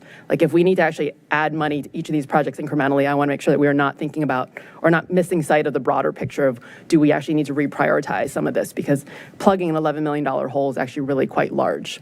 And while all these are really important, I really want to see them done. I don't want to incrementally decide on each project when I think we need to take a step back on the CIP if we are looking at cost escalation across the board of 200%. So I'll pause there for this because I do think that's worth more discussion. I would agree with you on that one. I did a similar thing and thought, wow, we really need to take a look at what our plan is going forward, because there are a lot of very important projects on there that people are expecting that we have in that plan for the next 5 years that the cost escalation is very big. Because I worry if we look at them individually, we'll say, yes, we should fund this by another $300,000, but all those add up to another $10 million. And so let's be really thoughtful about that. So that's probably merits another work session discussion, probably upcoming, well before the budget amendment coming up this fall. Yeah, I would say that would be a prudent way to go, because 2 of them, like Bierman Park and Broad Street, VDOTs come with money, so there's not a gap. This was just showing you the escalation difference, and so there's, some additional perspective that could be provided. Yeah, on that note, in our budget amendment tonight, which I think is the next item, we are adding $500,000 to the Bierman Park one. I guess the question I would have is, we didn't spend much time discussing that at first reading, but since we're doing second reading tonight, is that the most important project that we should be putting an extra $500,000 in when we're looking at this list of projects? Is that the one furthest along that needs the additional money? It's furthest along, it's VDOT funding, and that's the only place they were going to put their additional funding, so I would fully support the budget amendment as before you. Okay. Well, let's put a pin in kind of having a broader discussion on CIP costs in general before the next time we talk about budget. So going back to the work plan, those are my general comments. I will not talk about the ones that Phil and Caroline talked about because I had some of the similar questions. Greenway Downs, it was great news that we read that we had gotten, or the neighborhood voted in all the suggested changes and we're moving ahead. I did not know, and I don't think council was consulted, that the rest of the neighborhood traffic calming queue was paused. And so that's something that I would love more discussion on. Is that pause for a certain amount of time? Because I think the community's expectation was that work would be able to continue for some time. Yeah, it was paused due to the workload of Greenway Downs. And we are anticipating, based on the NTC's meeting today, actually, that we'll reactivate those in the queue when we hit the 60% part of Greenways Down, because then we kind of shift from the community engagement back to implementation. Because whenever you start a new project out of queue, the community engagement piece is the most significant. They're much smaller and more localized ones that staff will then be able to turn their attention to. So are we restarting the queue, the work imminently, or is it going to, should people expect a longer pause? 60%, I think, is a month and a half out, getting the feedback from the consultant and VDOT. Okay, because I think this was something that we continue to allocate funds for in the annual budget. So I think council's expectation was that we would continue going because we put more money aside and we thought that work would continue. So I was surprised when I saw that there was a pause on NTC.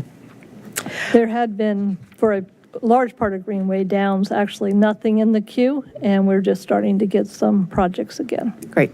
And I was glad to hear Wyatt's update that we're going to do a retroactive look at kind of the past 3 years worth of paving and opportunities, identify kind of where we could install bike facilities. Because I do think that every time we are paving, and as Phil noted, we are doing a lot of paving across the city right now, that is a really good opportunity to implement NTC and bike and just general upgrades to the ramps. If we can make sure that the left hand and right hands are talking to each other so that paving is done in coordination with all those other good things happening on our streets, I think the outcome is going to be hopefully more efficient, a better street and more efficient for our residents as well.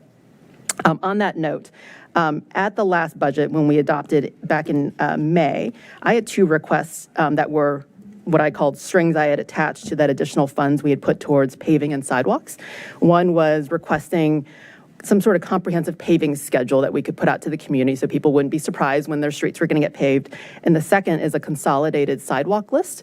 So I think the CACT has produced 3 different lists. Staff has had a list. Can we get one master list of the sidewalk improvements? We are 4 days away from the new fiscal year starting. And so I would love to know where we are with both of those requests. So for the paving, the paving we're doing this spring is really make-up paving. These are streets that we had intended to pave 2 years ago.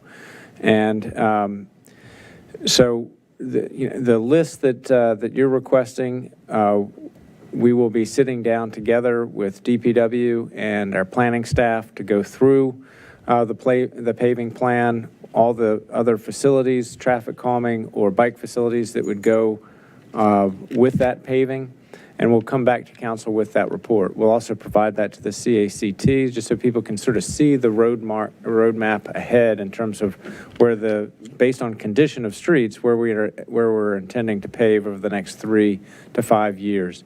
I think that will help everybody's planning process. So we'll be able to deliver that to you. I think probably we'll be doing the staff work on that over the summer. So in September, we could bring that report to you. Okay. And likewise for the sidewalk plan as well? Sorry, Reed. Yes, we can do that with the sidewalk as well. With the last time the council saw the sidewalk list, I think was probably about 3 months ago, and that was our attempt to consolidate the various different lists that are out there in terms of an action plan over the coming 12 months. We'll look at that again and try to plot that out for multiple years as well. Yeah, like Phil, I think the opportunity here is really just do a better job of communicating, right? Because people have been waiting. We, I think, gutted the paving budget back in the recession where most of us were not even on council. And I think people have been waiting very anxiously to get these streets repaved. And so I think it's a really great opportunity to talk about how we're putting their tax dollars to work. And so be great to have that conversation this fall. Debbie, were you trying to? I was just going to jump in and confirm that when you come back in September, my notes from your manager's report said that it would also include looking back at those streets that are behind. So these 2 to 3 to 5 year streets that are being paved right now, Columbia, Van Buren, et cetera, Rosemary, those will get a look back at the pedestrian, biking, traffic calming, safety, et cetera, when you're looking at a master plan. They're getting paved right now because they're behind on the paving, and then we'll be coming back and looking at that. Is that correct? Yeah, with FY24 money, that's where the striping and some of these, to be able to do these additional facilities, that's where that money is. So the go-ahead to our paving contractors was done months ago using FY23 dollars. Okay. So that we should roughly September fall timeframe have the looking forward and the additions to what is being done this summer paving schedule. Yes. Okay. Thank you. Thank you for letting me jump in on that one tonight. It's a good conversation. A few more things. Thank you for bearing with me. On Wesley, so echo kind of all of Caroline's sentiments on the importance of kind of moving those projects out of yellow into green, and where we can help, that would be great. Besides, obviously, our shared goal of wanting to get people in the housing, which we all want to do. I think we have Amazon grant money that expires, and we are also paying NHP a 9% fee, I think is what we negotiate them down to. And so if they're not performing based on that 9%, then that's something that I think we want to look back at that contract, right? And make sure that we are getting the service we expect out of it. Last comment, I liked the update on smart cities and trying to upgrade all the traffic signals in the city based on that. I know we all have grappled with various traffic signal outages and having to go back and replace cabinets. If I could make another plug, and I know that this is something that my colleagues have heard me talk about a lot, is that while we are upgrading the signal boxes and our priority around prioritizing pedestrians, let's use that opportunity to implement some really proven safety measures with our signals. Leading pedestrian intervals, where we give pedestrians a head start. That's something that we can do with new technology. Second, pedestrians shouldn't have to wait to push the button. If we really want to prioritize pedestrians at every intersection, there should be a walk signal when it turns green. And I know that we can't do that currently based on the technology that we have. And the third one, which is pretty innovative, that has been tested elsewhere, is the pedestrian scramble, where all the legs are frozen so that there are no cars turning. I think the number of times when I've driven or walked or ran through the city and see people do a right on red or even a right on green and see a pedestrian almost get hit while they're in the crosswalk is uncountable. And so that is something that we can prioritize and pilot and be innovative. And so if we are looking at using the Smart Cities grant to look at upgrading all of our signals in the city, I'd encourage us to really look at the leading edge of how to improve pedestrian safety and use that opportunity to do more. That's it for me. Thank you. All right, Mr. Snyder. You want to go? Oh, I'm sorry. I thought you already went. Hang on, Dave. Sure. Ms. Hiscott, go ahead. I actually only had one question because most of them have been asked. Well, first is a statement that I just wanted to go back to the work session on CIP and understanding holistically what the overarching budget increases that we know of will be, so we can think about everything together, like my colleagues had suggested earlier. And Wyatt, you talked about the 20-mile-per-hour signs being installed this fall, and you mentioned the speed camera at the St. James. Is the speed camera at the same fall time frame? I just missed. It's a different process and a different contractor, but I think both are on track for fall. Is Okay. what we're shooting for. That's it for me for the moment. Thanks. Ms. Conley? Oh, now, Mr. Snyder. All right, Dave. Hi, thanks. Wyatt, thanks a lot for your report on all the transportation issues. I know that the chair of CACT raised a number of them with you, and I know that your comments tonight addressed many of them. Can you put that all into a document so that we can communicate that effectively to all the people that have had the various questions, including the CACT, about the transportation issues that have been raised?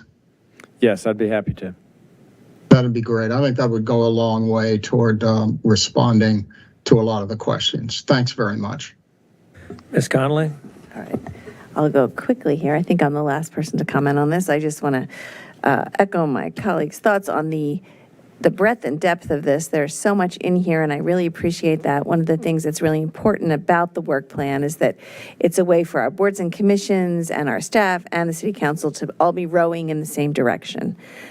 I have earlier, when Deb Roth was giving the presentation on the Human Services Advisory Committee, she mentioned a few initiatives that they are working on, thinking about. One is the AARP program, and there's others. And I have been encouraging that board to say, let's take a look at how this fits into the CIP or into the work plan before you go off and do this or this or this. So I think that's really important too, as we're all working with our boards and commissions to ensure that the work that those boards and commissions are doing actually fits into the parameters of the work plan, or say, well, maybe we need to wait until the next work plan to ensure that that's part of there. So I think that is very important. Ms. Liang mentioned the community engagement related to streetscape, and I do think it's important to have some community engagement. I also think it's really important to get the staff expert opinion.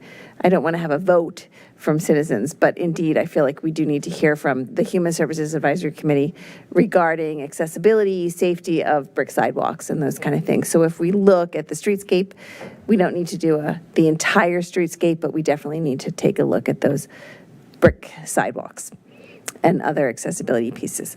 A couple, the 75th anniversary is on there, Ms. Mester. It's the very last thing.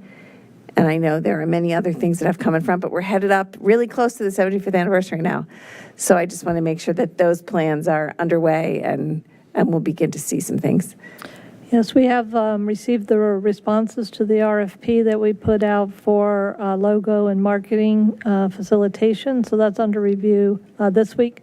And within 2 weeks, I'm planning to reconvene our big community stakeholder group with some of the many ideas and stuff that have come together with sort of a proposed outline for a 12-month celebration starting in August with council's proclamations, and then September with Fall Festival.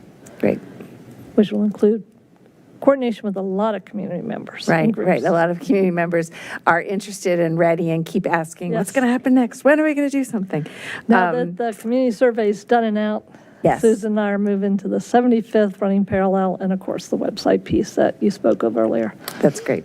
I'll second Ms. Hardy's suggestion of a scramble intersection. I think while we probably wouldn't want it at every single intersection, there are definitely some where that would be innovative and creative and a very safe thing for pedestrians and for drivers as well. And my last one is just on the bike crossings on the W&OD, which is higher than was expected. Are we going to completely review that? Or do you think that it's going back to a new solicitation? It will go back to a new solicitation. What we're doing, though, prior is having an independent third party look at and prepare a cost estimate so we can see where the delta was from our initial cost estimate and where the bids actually came in, because it's more than what we were expecting in terms of just like an escalation piece. So we're redoing some internal analysis, and then it will have to go out to a full rebid because it has grant money and VDOT, and we had to cancel the initial. Okay.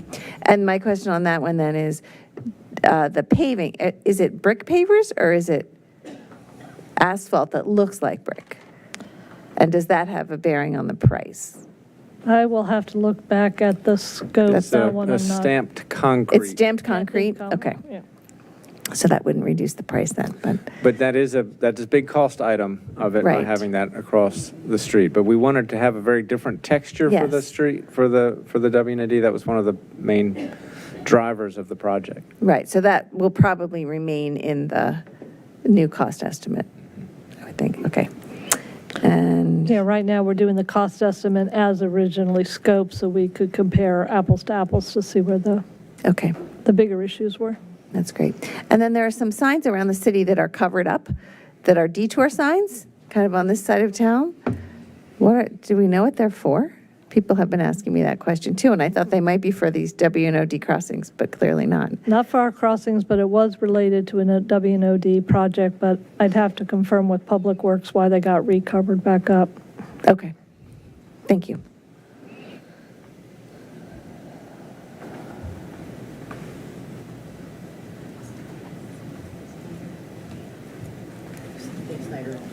Oh, Dave, go ahead. Sure. While we're on the subject of W&OD, I know the request was made by the bicycling community to look at, instead of trying to stop the bikes, rather stop the cars at each of the W&OD trail crossings.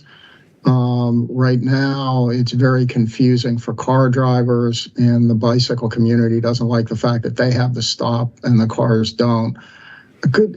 Can we just confirm that we're looking at that from a legal standpoint and how we can move forward on that? Thanks. I'll just confirm that this is a Northern Virginia Regional Park Authority decision. They have a 100-foot wide right-of-way, and their right-of-way actually takes precedent over the city's right-of-way because it's the old railroad right-of-way. So it is a Park Authority decision. They've been very firm that they want to have a uniform policy of stop signs for the users of the trail as opposed to stop signs for the vehicles. They've been very strong on that position. So I think any discussion on that should be addressed to the Northern Virginia Regional Park Authority. If the City Council would like to weigh in on that as well, we could join with CACT on that, but it is a Park Authority decision. Okay, I'd like to pursue that issue and whether we could require the cars to stop along with the bicyclists. The preferred approach, obviously, being to stop the cars and allow the bicyclists to move forward. I think it's far safer to require the cars to stop at every one of those crossings to make sure, whether the bikes are stopping or not, that they're protecting the most vulnerable of the road users at that point. Anyway, thanks a lot for that, and I hope we will pursue it. All right. Let's go on to move to county or council requests. Are there any council requests for Mr. Shields? Yes, Ms. Connolly. Mr. Shields, my question is just about graffiti around Falls Church. I've been keeping an eye on that, and I've noticed that some of the graffiti on city property has been cleaned up. Thank you very much. But there's still some graffiti on commercial properties. And I'm just wondering if our zoning administrator or others are out there reminding people that they have 30 days to take it down and just keeping track of where it is. Because now it's in different areas than it was. Right? You never see it. And then you start to look for it and you're like, wow, there's a lot of spray out here. So I would thank you. We'll follow up on that. So I had a very similar one. I actually noticed graffiti on two of our bus shelters, one in front of Reese Place and one at North Washington in front of the State Theater. And then while I was looking at the bus shelters, I noticed that several of them still had holiday spectacular calendars inside them. And I can't rip them off because they're inside the locked part of the bus shelter. I was just going to take them off myself, but I couldn't get in. So if we could do some maintenance in our bus shelters, that would be great. And I think our assistant mayor here has also seen graffiti around town. He's nodding. Thank you. All right, any other council requests? If not, let me ask you, Mr. Shields, I'm hopeful that the budget amendment can be pretty short work. Why don't we go ahead and power through that and take our break unless people need to break right this minute. But hopefully we get onto that and then come back and do Eden Center, do the East End area plan. Can we do that? All right, let's go ahead. Why don't you call the first item on the agenda, Madam Clerk? Yes, we have TO 23-10 ordinance to amend ordinances 2044, 2045, 2046, and 2058 regarding the budget of expenditures and revenues appropriating funds for fiscal year 2023 for the general fund, the school operating fund, school community services fund, the cable access fund, and the capital improvement program fund. Mr. Shields, are you handling that? I or Ms. do. I'll Bawa? just have a brief report on this. Ms. Bawa is on vacation. So this is a budget amendment before the City Council for second reading and final consideration. It is an amendment that affects FY23, which ends in 5 days. So every one of these appropriations is intended by staff. We already have contracts in place, and that this money actually will be fully encumbered or spent in the next 5 days. It is the principal things that are in this are reallocation of underspending in the budget. So some of the items that are funded in here is funding for the bike master plan update that I mentioned just a moment ago, holiday tree lighting, investment in infrastructure such as replacement of signal mast arms and signal cabinets. As people know throughout the city, we're having issues with our signals, and this investment will get those back into shape. To buy some equipment for the city arborist crew, and replacement of a DPW 25-year-old bucket truck. Those are some examples of items that would be funded in this budget amendment from underspending in FY23. All right, are there any questions from council? I'm going to make a disclaimer, and I'm going to pass this on down to Ms. Conley. I make the following statement before City Council's consideration of the FY 2023 budget amendment. My wife is an employee of the Falls Church City School Board, and therefore I'm a member of a group of 3 or more persons who may be affected by these matters and can participate in them fairly, objectively, and in the public interest. I make the following statement before City Council's consideration of the FY 2023 budget. I am an employee of the Falls Church City School Board, and therefore I am a member of a group of 3 or more persons who may be affected by these matters. I can participate in them fairly, objectively, and in the public interest. Okay. I'm going to see if is there any public comment about this budget item? Seeing none, the matter is closed to the public. Are there any council comments, questions? Do we have a motion regarding this item? Move to adopt TO 23-10. Ms. Leon on the motion, on the second? Second.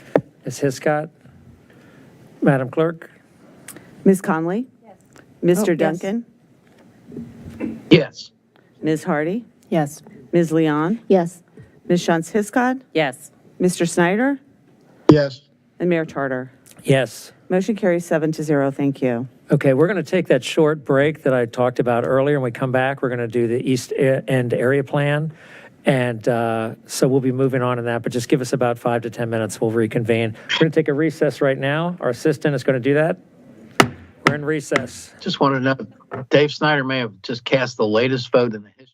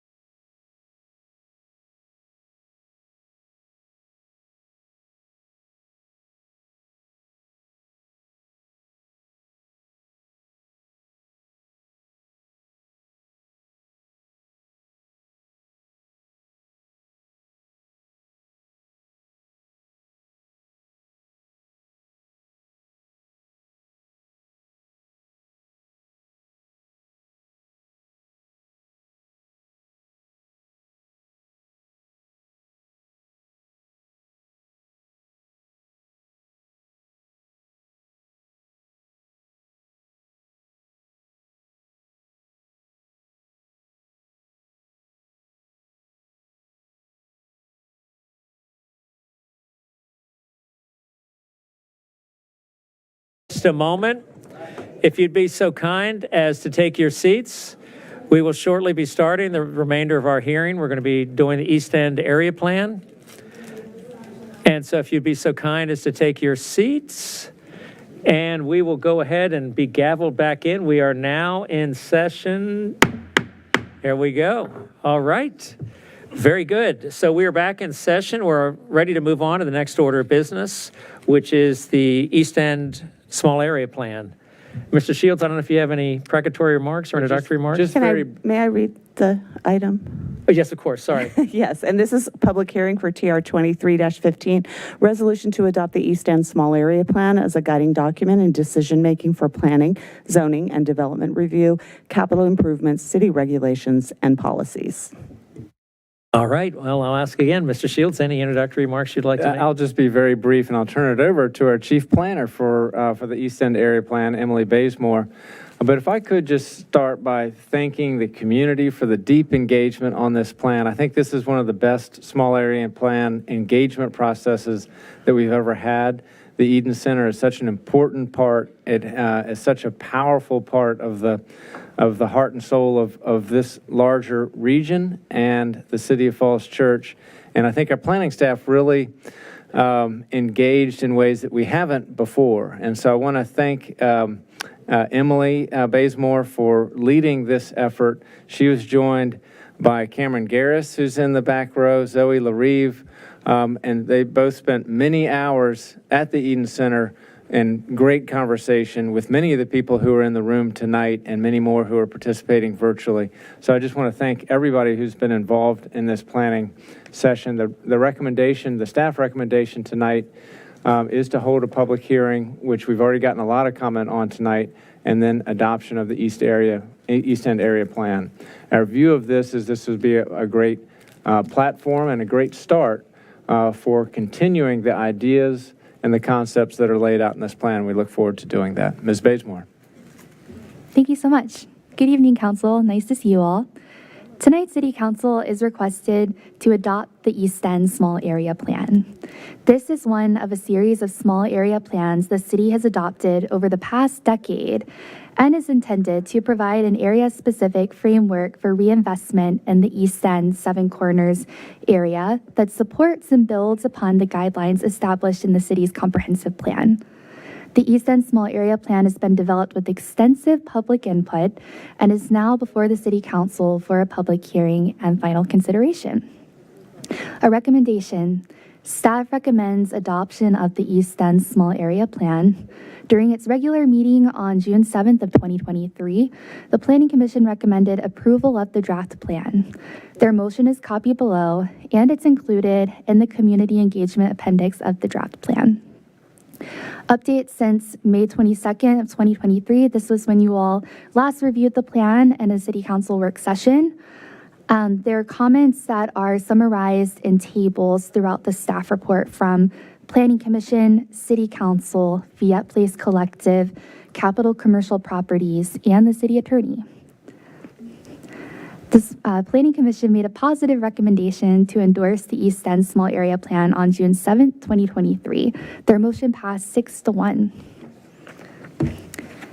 Going down to line 58 of the staff report, the Planning Commission requested that the plan include language on Little Saigon East as a potential name in the concepts chapter on page 2-3.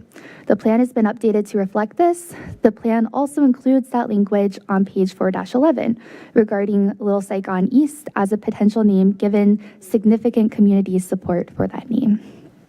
The Planning Commission also continued to voice support for funding for strategies proposed in the plan.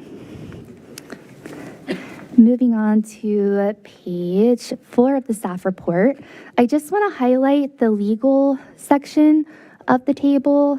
There are some notable changes that have been included in red text in the document. They can be found on page 4-6, 4-7, 4-8, and 4-17. All right.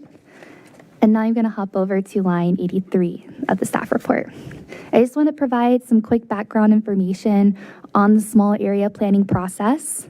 Since 2011, the city has worked to develop small area plans for each of the identified POAs. Plan development has been a collaborative effort of city staff, city council, city boards and commissions, and the community at large.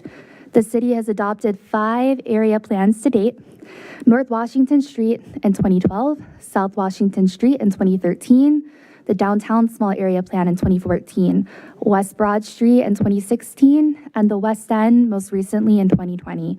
The East End Small Area Plan is the final small area plan for the various POAs.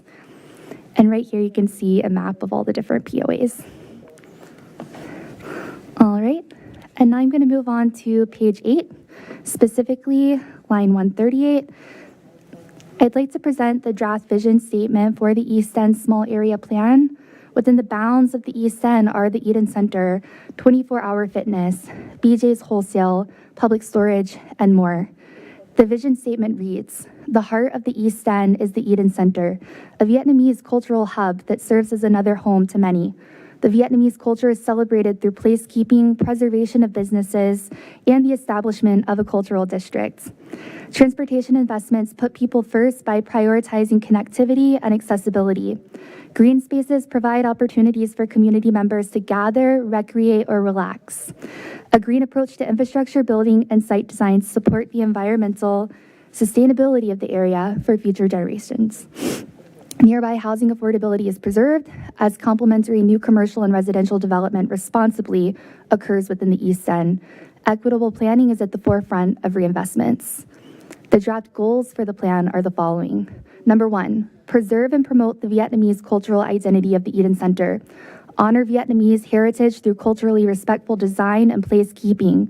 Celebrate local Vietnamese history through programming and investments around Eden Center.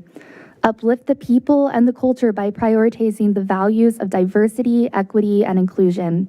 Number 2, support economic investments throughout the East End. Prioritize anti-displacement strategies to promote the longevity of small businesses in the Eden Center.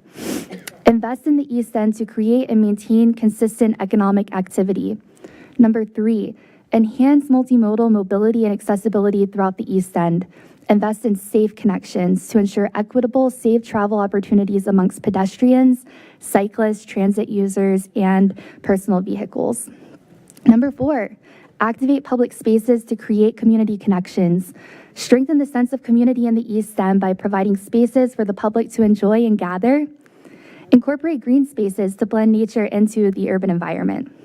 Number 5, preserve and expand housing opportunities in and around the East End. As the planning opportunity area develops, preserve the quality and affordability of existing nearby housing. Provide design transitions between existing housing and new development. Create housing that is accessible to a variety of household sizes, ages, and a range of incomes. Ensure that affordable housing serves and supports the East End community. And finally, number 6, develop the area in an environmentally sustainable way, consistent with the principles of stewarding the area for the benefit of future generations. The following subsections provide discussion of we'll disregard that part. All right, moving on to page 13, specifically line 309. All right, this is our community engagement section. I just wanted to note again our pop-ups that we were able to host in March and April of 2023. The pop-up report has been included as part of the community engagement chapter in the plan. So you'll see the survey report as well as the pop-up report really documenting that process, the feedback, and likewise. Moving on to the timing section. I just want to note that this effort began back in fall of 2021, and here we are in front of council at the end of June of 2023. It's been a great process to be a part of. I also just want to take a moment to thank my teammates, Zoe and Cameron. It's been great to have this teamwork, collaboration, and a passion for this plan. I also want to thank the community for your interest, your enthusiasm, and your curiosity around our planning effort. It really means a lot. That's all for me. Thank you, Council. Thank you very much. So before we get to council questions, There are at least 3 speakers that I know of that decided to pass speaking earlier and wanted to speak now. Madam Clerk, can you call those speakers? Yes, first we have Victor Nguyen Long.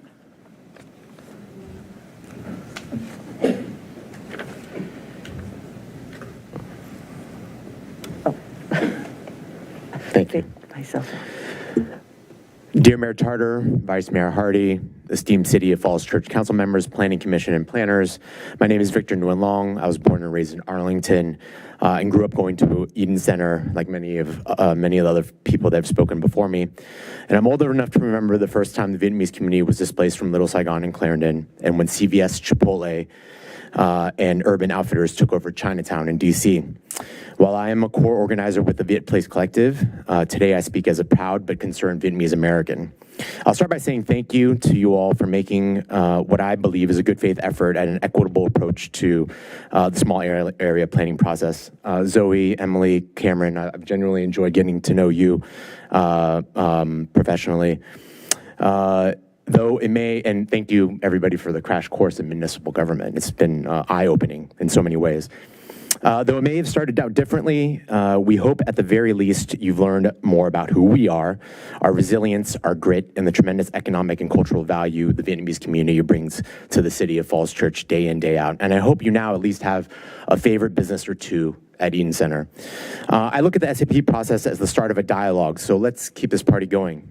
Tonight, as stewards of a vibrant city and as elected officials, you literally stand at the precipice of an unprecedented opportunity, an opportunity to put your money where your mouth is, an opportunity to genuinely protect and empower a community you say you cherish, an opportunity to preserve the only shred of diversity you have in this city, and an opportunity to just not just give more, but actually take less. An opportunity to put Falls Church on the map as a model for economic and cultural equity, and an opportunity to do the right thing. What I want to focus on in my comments is about cultural anti-displacement measures. The renaming of Wilson Boulevard to Saigon Boulevard and the East End to Little Saigon East, like in Field of Dreams, I would say if you build it, they will come. I'd also like to take this opportunity to set the record straight. Literally no one is suggesting renaming Eden Center to Little Saigon East. So we can squash that rumor right now for everybody. Dạ thưa quý vị, tôi phải nói thẳng với quý vị rằng không có một người đề nghị thay đổi tên Eden ra thành Little Saigon East. Ai mà bảo quý vị vậy là hoàn toàn sai. Critics of renaming POA 5 Little Saigon East argue it will cause confusion and erode Eden Center's quote-unquote brand equity. Those critics are missing the point and thus the opportunity. There's no one more qualified in this room to speak about quote-unquote brand than myself, having worked at Nike and Red Bull for most of my career.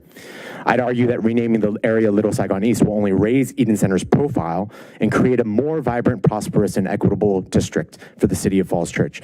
It's an opportunity to put the City of Falls Church on the map, both regionally and nationally. Preserving Vietnamese culture should not fall exclusively on the shoulders of Eden Center. It is a collective responsibility to build a high tide that can raise all ships. I'm asking stakeholders to actually think bigger. Phuoc Loc Thọ, otherwise known as Asian Garden Mall in Westminster, California, is arguably the most famous Vietnamese shopping center in the country. It is nestled between dozens of predominantly Vietnamese shopping centers and the largest Little Saigon in the country. I don't think Phuoc Loc Thọ is complaining about Little Saigon overshadowing their businesses.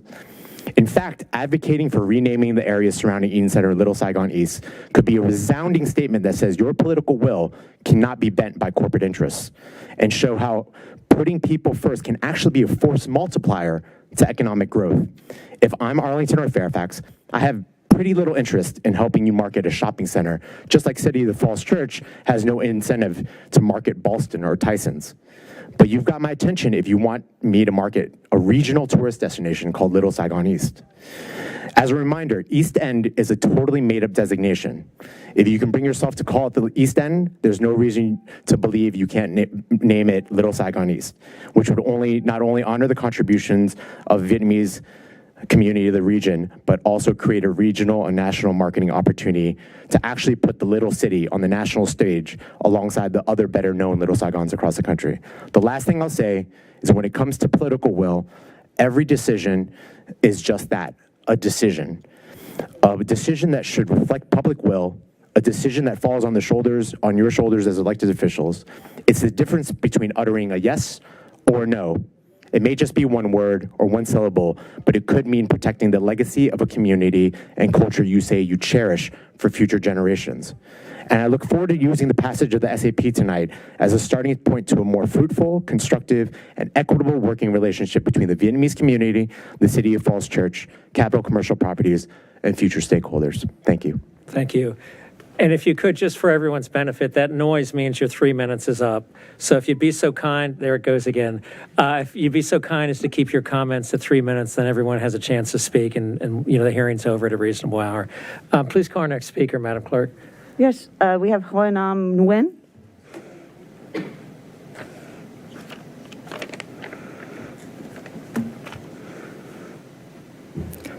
Hello, good evening, everyone. My name is Hoi Nam Nguyen. I am a resident of Northern Virginia. I'm also an organizer in Viet Place Collective. Since the plan is up for vote tonight and likely to be passed, hopefully to be passed, I'd like to start to focus our attention towards what will happen after the plan is passed.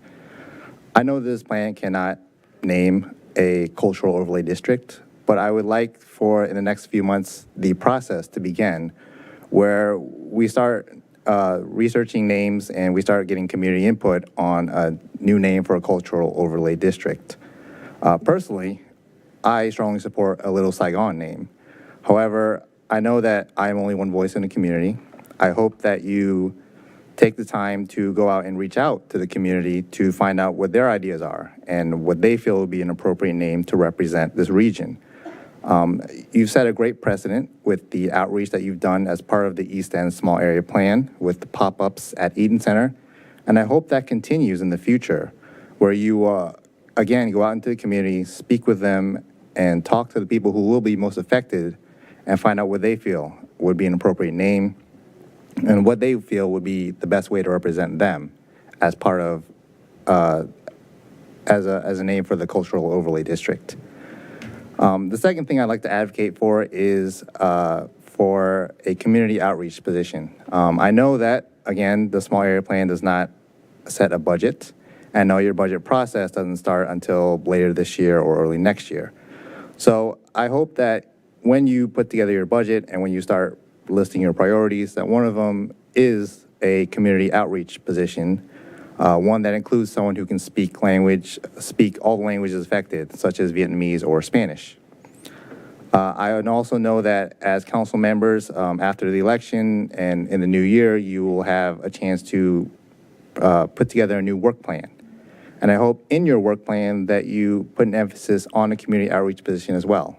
I hope that it's one of your priorities and that you are able to come together and establish that as a priority and are able to start a program that you can pilot in the city for that community outreach position. Earlier tonight, feels like a couple hours ago, that we heard there was a mental health program that was piloted in the city. And I hope that with your next budget, you can also pilot a community outreach position. I know that there is plenty of need for it, and I'm sure that even if you start with a part-time position, that you will see that the need will be there, and it will probably blow up into a full-time position. So my last comment, since I still have a little time, I'd like to just again thank you for working with us, Viet Place Collective, and to thank everyone who we've worked with along this process, including CCP, Capital Commercial Properties, and the rest of the staff and council. I hope that you take these comments tonight to heart, and thank you for your time. Thank you for yours. Madam Clerk? Yes, we have Alan Frank.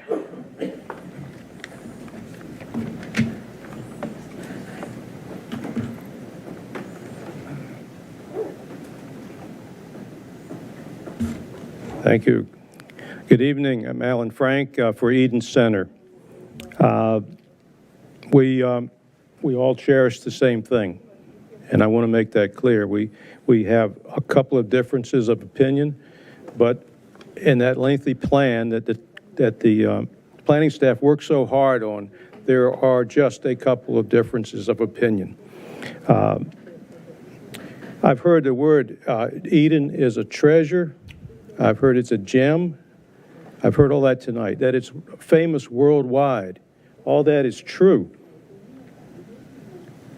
And the council knows that. And it's not like the council just went to Eden Center in the past couple of months to find our restaurants. You've been there for years, and you've supported Eden Center for years, and we appreciate that. But I'll take you back 40 years. 40 years ago, a small part of Eden, I shouldn't say that, a small part of the Plaza 7 shopping center was called Eden. The center began to attract more and more Vietnamese tenants. It was suggested that we change the name of the whole center to Eden Center by people in the Vietnamese community. We thought hard about that, and we did it. And we adopted the name Eden Center. That is the community-chosen name for that shopping center.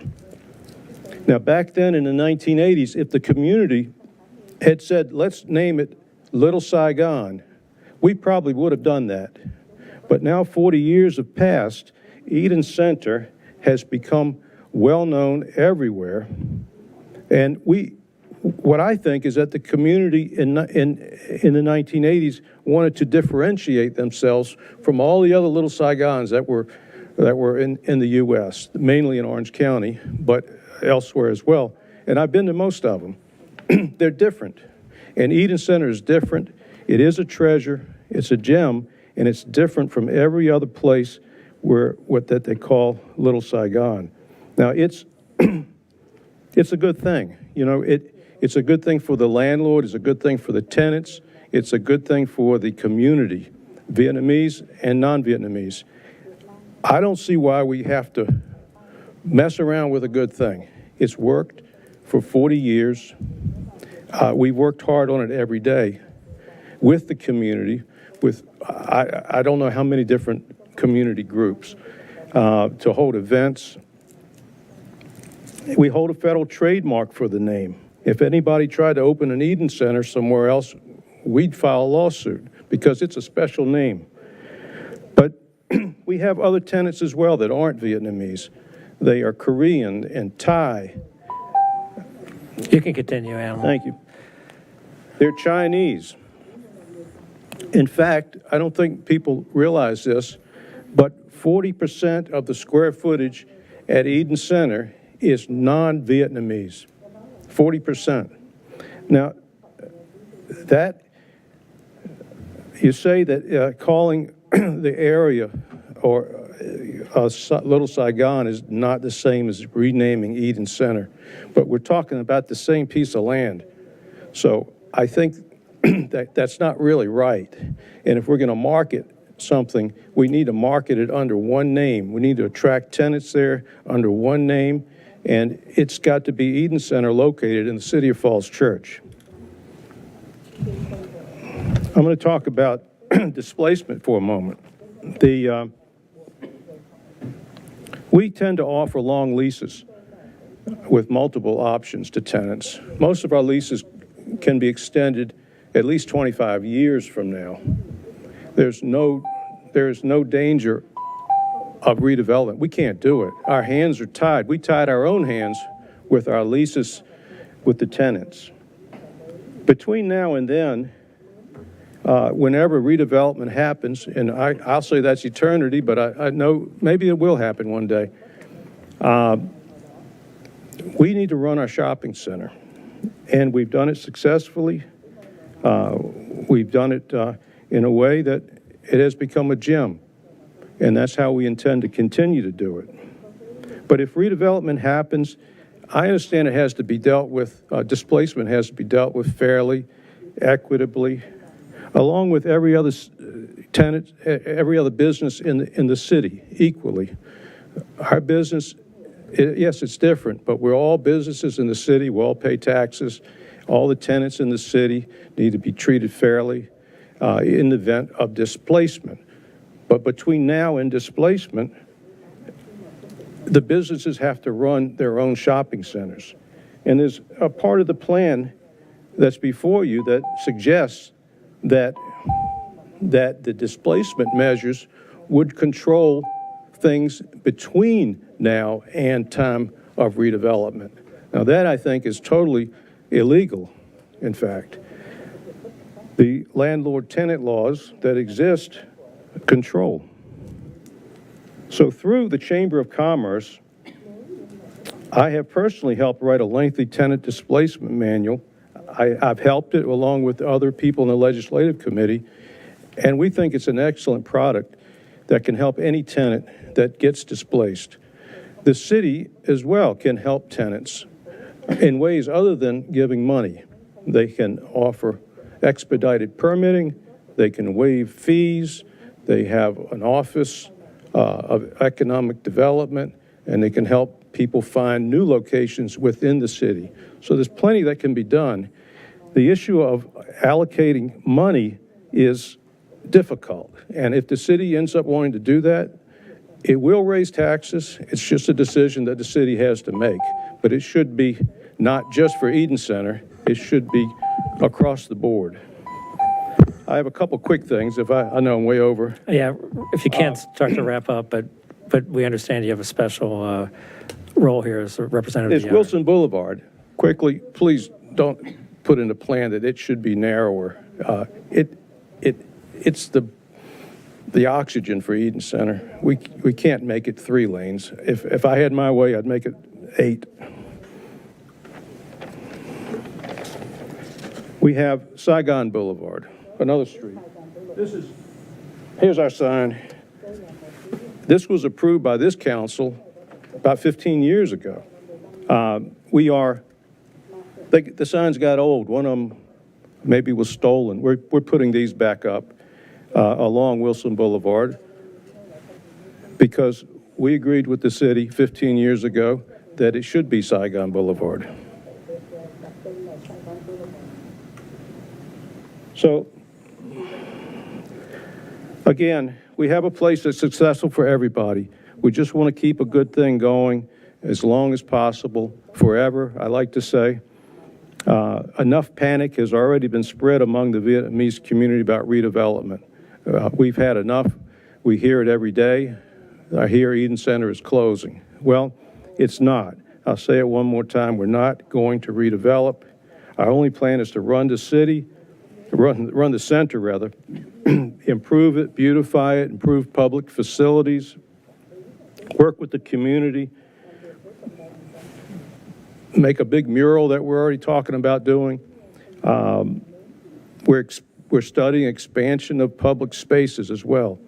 And as far as the small area plan goes, we encourage the council to pass it. We do have these concerns, but we have no demands. We just would like for you to consider what our position is as well. All right, thank you, Mr. Frank. Thank you for the time. Are there any other speakers, Madam Clerk? No, sir. Okay, anyone else who wishes to speak at this time? Okay, the matter is closed to the public. Let's go on. We're going to go now, starting with questions, not comments, but just questions of city staff and from council. And I do want to reiterate, I heard someone say earlier this evening they care deeply about Eden Center. This council does as well. And we don't want to mess with a good thing. We're trying to improve what's there, incremental improvements, but keep the essence of Eden Center and making it better. But no one wants to destroy it. My assistant mayor told me to destroy it. That's right. We want to keep what's there. We've got a great thing going. It's unique. It's known throughout the United States. And so I just want to sort of preface our conversation with those comments. But let's start with questions, and then we'll move on to comments from council. So does anyone have any questions of staff? Ms. Connolly. Yes, thanks, Ms. Bazemore, for all of your explanation. You went quickly over the legal piece, and you referred to a couple different pages. I'm just wondering if we could, maybe Ms. Gillette could explain what those pieces are that were changed on those pages. Know what I'm referring to? Yes, could It was we at the bring bottom those, of the chart? There we go. It was It's at coming. the, yeah.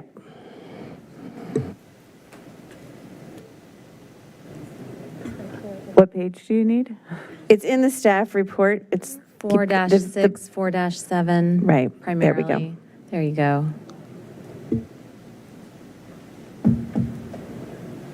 So essentially, the changes were made to acknowledge that while the goals of the plan can and should be pursued, there is more work to do to understand what mechanisms are available. There are legal mechanisms to support cultural areas that through arts and culture districts, and also through a enabling legislation that and allows cities to preserve historic and cultural areas of significance. There are opportunities, but they do need to be explored.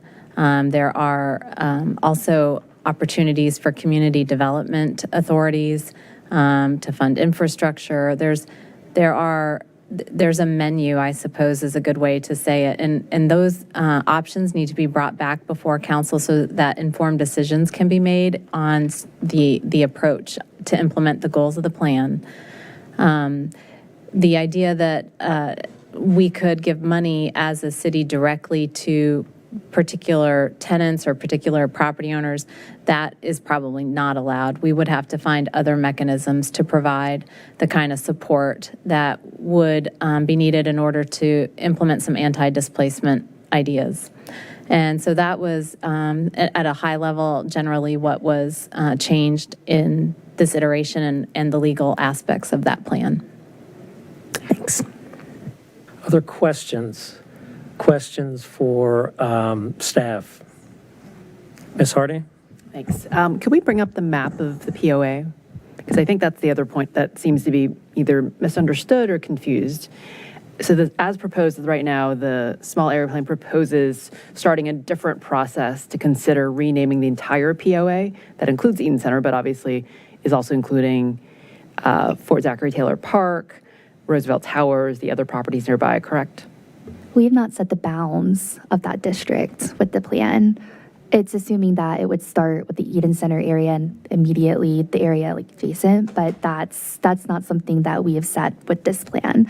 So that's another component of that future effort. What is the name of the other shopping center that's across Wilson Boulevard past the gas station before you get to BJ's? Because there's another Vietnamese or Asian American businesses that are located there, correct? There is, and I would have to revisit that name. Okay. Yeah. Thank you for the clarification. Other questions? Mr. Duncan? Thank you. I think Letty may have touched on this. Looking at the map on Chapter 1, page 4. So this, right now at least, does not include the Eastern Gateway or East End or whatever we're going to call it. Does not include Falls Green or Roosevelt Towers or the Madison as part of the area. I mean, in the long run, and I'm talking the long run, like next 40 years, presumably those residential developments will, become even more attractive than they are now because of their proximity to the East Falls Church Metro. And is the thought that we would include those residential components in, the small area planning process? Not to mention, hearing from the owners of BJ's and the storage place and the Coons Ford and 24-hour fitness. I mean, this is a bigger endeavor, as important as the Eden Center is, and it is very important. It is not the only component of the East Gateway as far as the city's concerned and its plans for the future. Is the ultimate goal to include those residential properties as part of the small area plan, Ms. Baseborn? No, currently the small area plan only accounts for the commercial businesses that you're seeing within the POA bounds. We do note Roosevelt Towers, the Madison as adjacent residential nearby, since there is no residential within the POA bounds. In terms of engaging the community, if we begin the process of brainstorming this cultural district, what is that going to look like? All the details, we would need to engage nearby residents as well.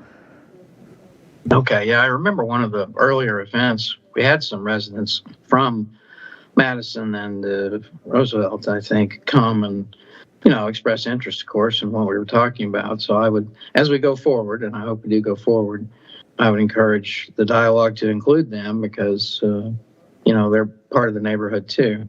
One other question on Chapter 1, page 8, there's a couple of paragraphs that are really very interesting to me. You learn something new through every process.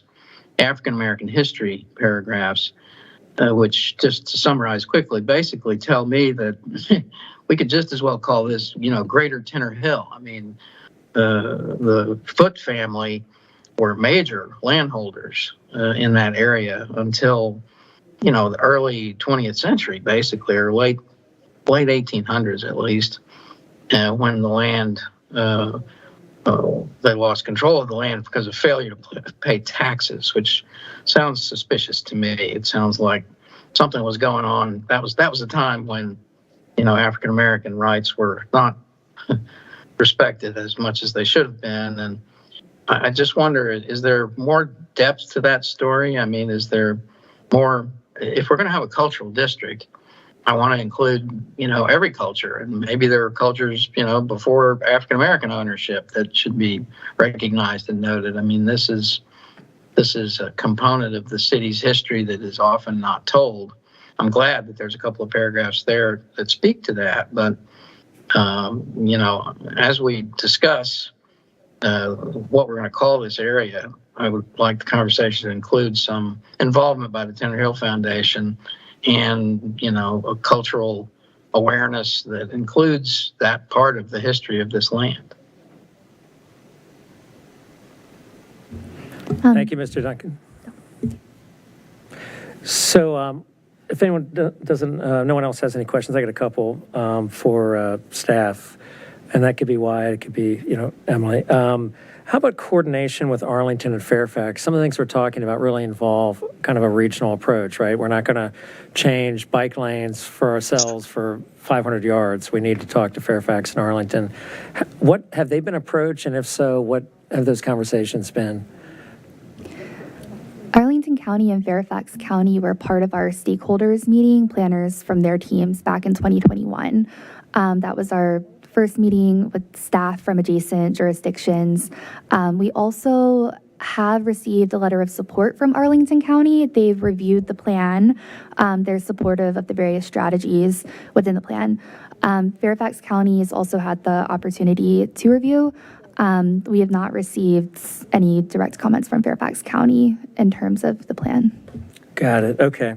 How about communication with Coons, BJ's, 24 Hour Fitness? What has their participation been? We have not had the turnout from the businesses, Coons, BJ's Wholesale, Public Storage, but we have flyered and we have distributed information to them in the past for our stakeholders meeting, our community meetings. So have you communicated with them at all? Just drop flyers off, or is there certified mail that goes to the owners, or how does that work? Yes. You have done the certified mail and the like?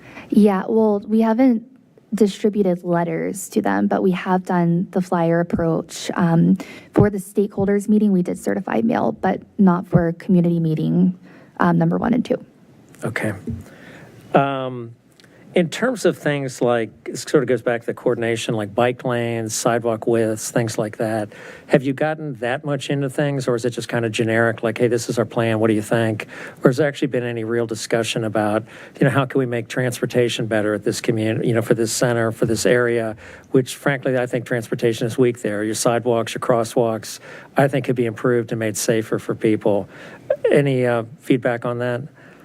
My small area planning team, myself, and then my teammates, we have not had those meetings with Arlington County and Fairfax County. I can't speak for the transportation planners in our department. Mr. Stoddard? Sorry, Paul Stoddard, Planning Director with the city. I can speak briefly just to that specific issue of transportation coordination. Carrie O'Nino, who's one of our big grant writers in the city, has been working with Fairfax County as well as Arlington County on a slate of grant applications to start putting into the hopper for various different programs, specifically for new crosswalks to cross Wilson Boulevard, ways to revisit maybe the cross-section, widen the cross-section, improve the crosswalks, give the signal the proper equipment that it's due, as well as provide sufficient street trees and lighting. And they would connect not only directly in front of the Eden Center, but all the way down to Arlington County's bike lanes that pick up at Patrick Henry. Got it. So those would be city improvements, public improvements. We're not talking about improvements within the Eden Center. We don't have control of what necessarily happens inside of Eden Center, but this would be on the public realm. Streets, sidewalks, crosswalks, stoplights, things like that. Correct. That's where the bulk of our public investments focus. That's where all of our public investments focus is in the public land and the public realm. And so it is focused on those public elements. Got it. Okay. And if I could impose, Mr. Frank, I don't know, I don't want to put you on the spot, but could I maybe ask you to come up and maybe just discuss a little bit more some of the things you were mentioning earlier about improvements at Eden Center that you were considering? And again, I don't want to put you on the spot if it's something you're not prepared to talk about tonight. I think we'd all like to hear some of the things. And we've heard, and let me just say for starters, I think this has been great for communication with the Vietnamese community. I imagine everyone on this dais has had conversations, discussions, meetings with various members of the Vietnamese community, the members of the Eden Center community, and I think it's been great. And it's probably more communication, frankly, than we've had in a long time, and I think it needs to continue. Those lanes of dialogue need to get better, they need to strengthen, and this, I think, is a good first step to really bring people together and going forward to have those lanes of communication, those lines of communication going both ways going forward, because this has been very helpful to me and I think the city as a whole. But Mr. Frank, maybe you could elaborate a little bit more on some of the things you're considering at the shopping center if you're able to do so. I can. There are things that we're considering. I got it.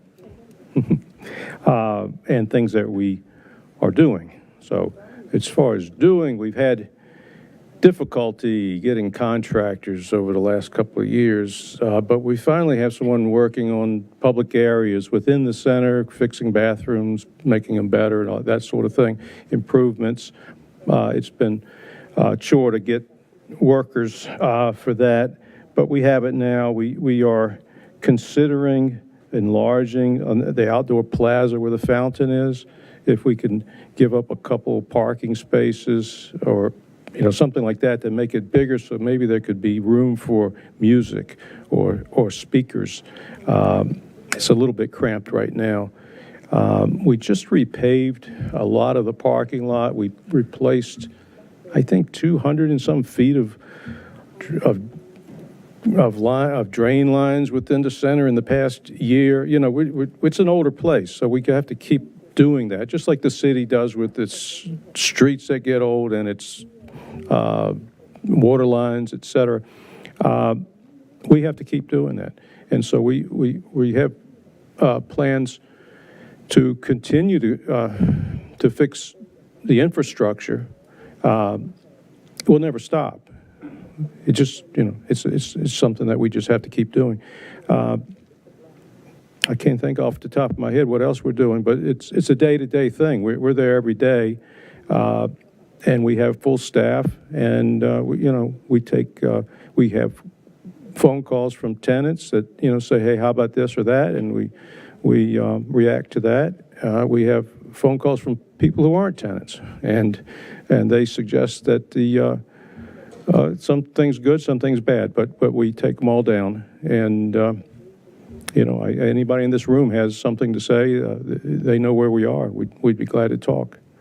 How about we talk, this plan contemplates cultural improvement, arts, that sort of thing. Are there possibilities or things under consideration at the center to sort of celebrate Vietnamese and other Asian people's culture and arts and things like that? Yeah, we actually started that a long time ago. We hired an artist to paint some scenes of old Vietnam, more rural things, and they've been up for 20 years, and nobody's ever touched them. We were afraid they were going to get vandalized or something or stolen. but people respect that. We have plans to do more. In fact, we have a large brick wall that about this size here that we would like to put a mural on. And I have to ask Kevin and Matt, maybe they know an artist or anyone else here that knows an artist that could take this on. So we would like to do that. We are now repainting the center and the exterior. That's underway right now, actually. A little bit different color, but we hired a color consultant, and we think it's going to look a little bit better even. So. How about parking? We've heard from some of the folks that parking is a real challenge, maybe particularly on weekends, Saturday, Sunday.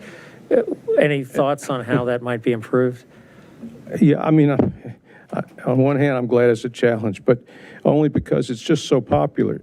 We have about 200,000 square feet.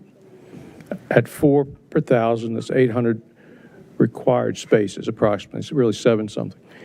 We have, I believe it's 1,150 spaces. We're overparked. When we did our last site plan, we submitted a plan that showed about 50 or 75 more spaces, but we weren't allowed to build them because, with all respect, staff said it was too many. And but we got a lot more. We did it.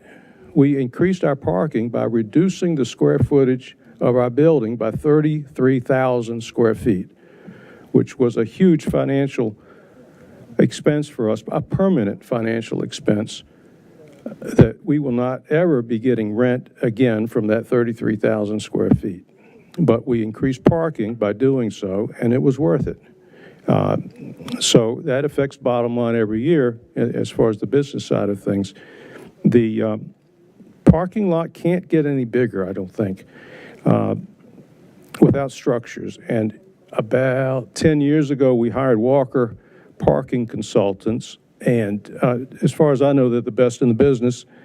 We spent $35,000 for a set of plans, and you can't build any of it. The back of the center is very irregularly shaped up against the water tower and the cemetery.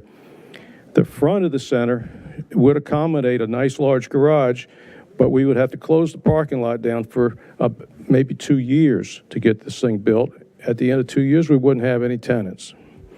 So we just can't do it. We can't put structure in. If we redevelop something in the center, then the new building would include underground parking, I'm sure.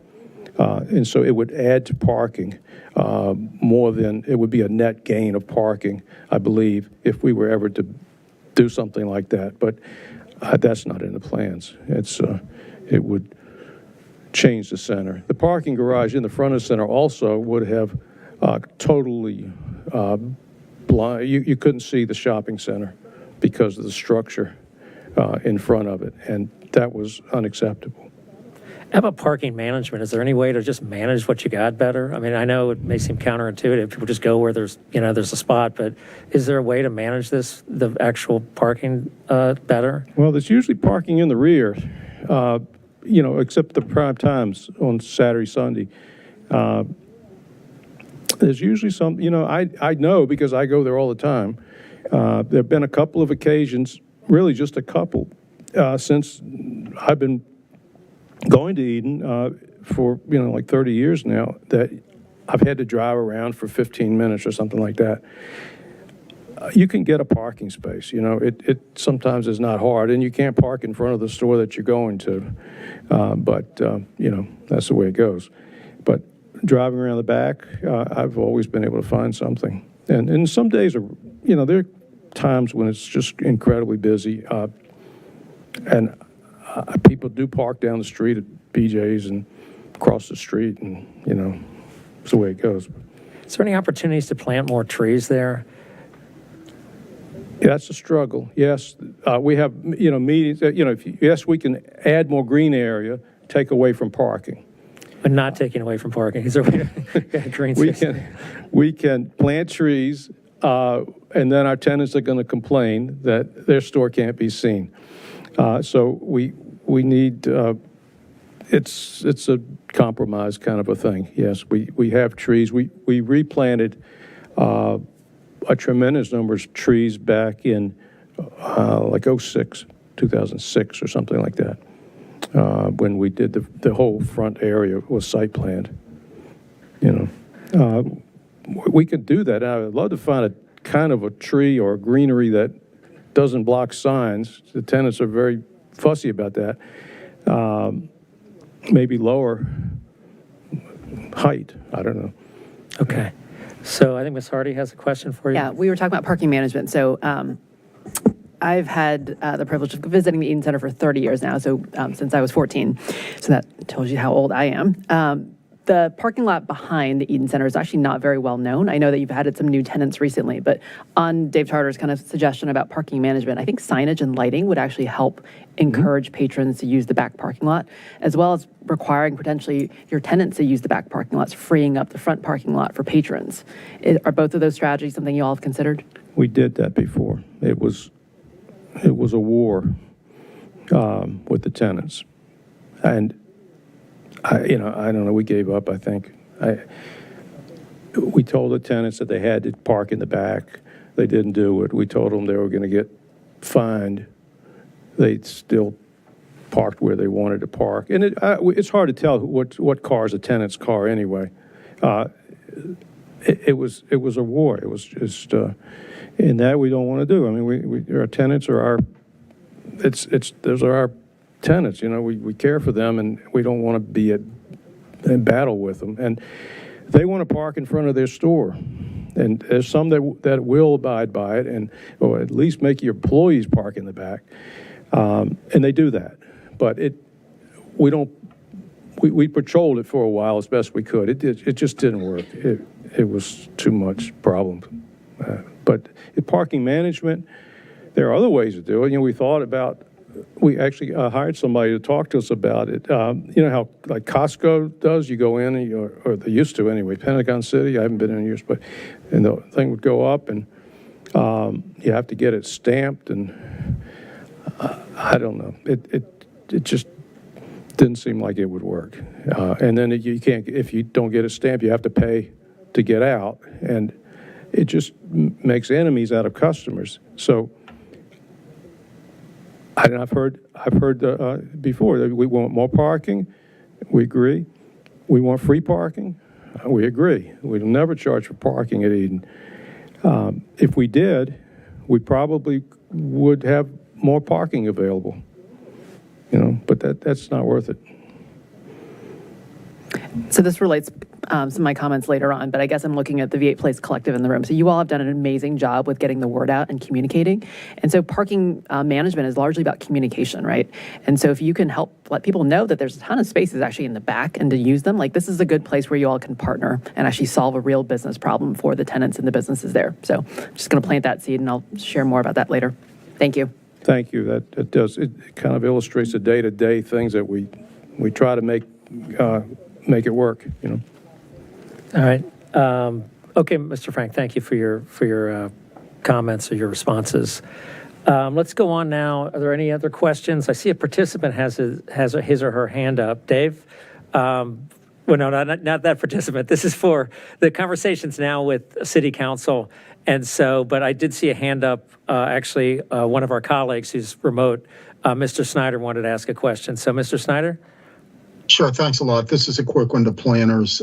Does the transportation planning include the capability for bus rapid transit, which is, as everyone knows, a very important regional project, and one which theoretically could bring a lot more people to the Eden Center and do it without more parking? So, question to Mr. Stoddard. That's correct. It does. So that's a large part of the discussion, is making sure that any transportation investments that are made in the area can be done in conjunction with the planned BRT system, the bus rapid transit system, as well as the work that Fairfax County DOT is looking at for a ring road for the larger Seven Corners area. Great. Thanks very much. All right. unless there's any other questions, let's go ahead and move on to comments. So people have comments from council who would like to make them. Now would be a good time. Anyone have any comments they would like to make? Ms. Conley? I will start the comments, and I'm sure there will be other comments to follow. So I'm struck by a lot of things, and I really want to thank everyone for coming here. When you all came to the Planning Commission meeting several months ago, I sat where you are and listened as you spoke to the Planning Commission, and I thought, this is amazing. We've never had this many people come out for this kind of event and speak so passionately from your heart with such good ideas and thoughts. And you have continued that involvement. I really want to thank the planning staff for hearing that, those concerns and adjusting your approach and taking more time. I'm glad we were able to take more time and extend this to the 1.5 or 2 year time frame to really get it right. And I appreciate that you did that and visited Eden Center, listened to people, ask the right questions, and have this wonderful document with a lot of good ideas. So I do appreciate that. One of my favorite quotes that I've been using a lot recently in a different context sprang to mind as I listened to everyone tonight, and that is a quote from Margaret Mead, who is an anthropologist. And she said, "Never doubt that a small group of thoughtful, committed citizens can change the world. Indeed, it's the only thing that ever has." So I thank you all for being those thoughtful, committed citizens and really trying to make change. Someone said tonight, and I think it's true, this really can only be the beginning because a plan is a plan, but someone else said the people are the ones that have to make the changes, and I think that's really true. As we go forward in the city of Falls Church, you've requested a Vietnamese-speaking employee. I think that's very important. I'd like to be held accountable for other ways that we can continue to have this kind of connection through the Chamber of Commerce, through the Economic Development Office, through the Arts and Humanities Council. The city has a grant from Virginia Tourism. We don't have a Convention and Visitors Bureau, but we are expanding some Virginia tourism. We have additional Virginia tourism money, and I think some of that should go towards promoting Eden Center. Let's see. I want to make sure that the effort that we're putting in now just continues and continues and continues. And there are so many different touch points and ways that we can do that. There's a Women's History Walk that we do every year, and we recognize women who have made a difference in the city of Falls Church. And there are volunteers that run that. There's one Vietnamese woman who is recognized there. Her name is Jackie Bong Wright, and she was an organizer at Eden Center. She came to our very first Women's History Walk, and she has been included ever since, and I know she's moved away. But we keep in touch on that. And I know that there are probably some other women in Eden Center, business owners that have been there a long time, that should be recognized in the Women's History Walk, and would like to offer that opportunity we'll be more than willing to hear suggestions about that, because then when that event happens, then we'll invite you to come to that. And I really just want to make sure that our community is very integrated and very connected in ways that we haven't been over the years. So I appreciate all the work on this plan. I will vote yes on it. And I look forward to working more in the future. All right, other comments? Ms. Hiscott. Yes, I think Mary Beth summarized a lot of the feelings of those up on the dais about all the community engagement, about all the hard work of staff, and about the importance of making connections, and that will carry us forward. To quote someone who spoke earlier, I look forward to working on our common goals and common responsibilities. So the common responsibilities of being, two-way dialogue, two-way work plans, and us up here doing the work, and you all holding us accountable and communicating with us along the way as well. So thanks again to the staff. Thanks again for so many who have come out repeatedly. Thanks for those who gave us tours of the Eden Center and showed us some new areas that those of us who may be only on the front side of the Eden Center hadn't seen before. That was great. We really appreciated the Viet Collective sharing even more with us. So thanks to everybody. I will be voting to support this, and I just wanted to share our commitment to continuing the communication moving forward and continuing the support moving forward. Thank you. Ms. Hardy, then Mr. Snyder. Great, thank you. So first of all, agree with everything that Mary Beth and Debbie said, that you really have challenged us to think differently and do the outreach differently. And so thank you, staff, for taking the time to pause. I think you really have set a new model for how we should do outreach going forward in community engagement. So let's keep it going. On the sentiment about how do we make sure that this is not the end and it really is the beginning? I think it comes with real investment in dollars. And so come next budget, I would support piloting an outreach coordinator position because I do think that this needs to be not a one-time effort and needs to be something ongoing. I think through the small area planning process, we saw that it is not just about planning. There's a bunch of ongoing economic development, public safety concerns that we're hearing. And I think having a position, especially given that we have an effective model with Spanish speakers in HHS already, I think could be replicated here with a Vietnamese speaker. So I would love to see that piloted in our next FY25 budget. On the note about kind of how do we roll up our sleeves, because I think we are at the point now where we need to transition from being noisy activists to actually getting to the work and making sure that this is long-lived beyond a small area plan. I mentioned one comment around parking management. I think the VPC has a huge opportunity to help communicate and continue using the platform you all have built to reach the population out there that can actually make the Eden Center an even better place to do business. Because at the end of the day, I think hearing from Capital Commercial Properties, hearing from the tenants, hearing from the patrons, our interests are very, very much aligned. We want the Eden Center to thrive, and to do that, it requires real investment in projects. And so you sat through a very probably boring work plan where we talked about how to go from policy to actual projects, and I think we are exactly at this stage with the East End. How do we turn all these great ideas into real projects? And that's where we all need to work together, and that's where I'm looking at all of you in the audience, and how do we turn that into real ideas? So between public art, an honorific name for Saigon Boulevard, joining the Chamber of Commerce so we make sure that the businesses are embedded into teams that we already have in the city. I think those are ways that we can make sure this is not a one-time effort and continues long after the small area plan is adopted. So thank you again for putting the effort and showing up and being important voice at the table for us. Mr. Snyder? Sure. Thanks much. And I do plan to vote for this plan, but I do want to say a couple things. Those who have worked with me in the past know that I'm fairly cautious. I'm cautious about legal issues. I'm cautious about financial issues. So as we move forward, I'll be asking a lot of questions and being very careful about the legalities of implementing some of the things that have been talked about tonight, as well as the precedent that we set. So when we're talking about a community outreach person, is that for all of our communities or just some?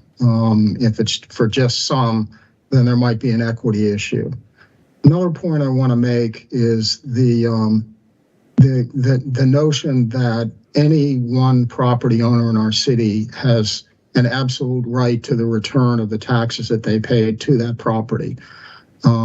If that were the going theory, then a renter in our city would only have a right to X amount of services, where a single family homeowner would have a right to far more services. And I just use that as an example to say that's not the way our system works, nor is that the way our system should work.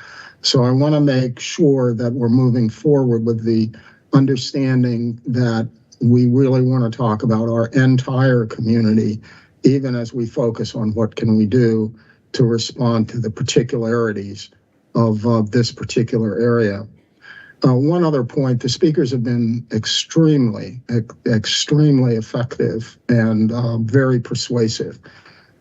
However, there's one group of sort of way of expressing things that raise concern for me.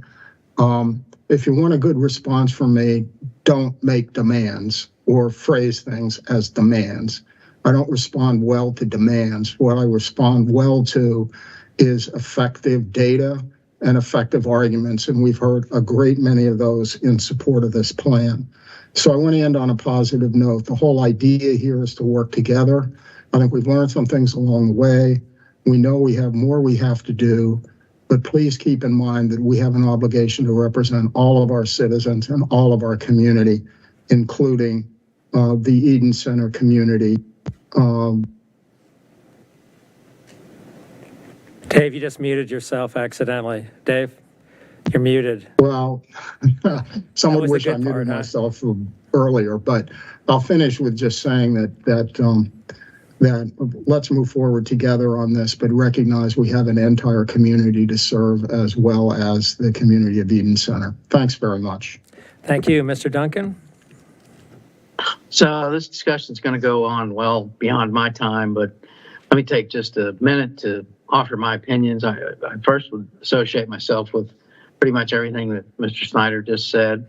I think the choice of word of demand was, born of passion, and I appreciate passion, but yeah, I mean, we need to have dialogue and try to reach some sort of consensus, and it's not a demand sort of thing, the process that I hope we'll undertake.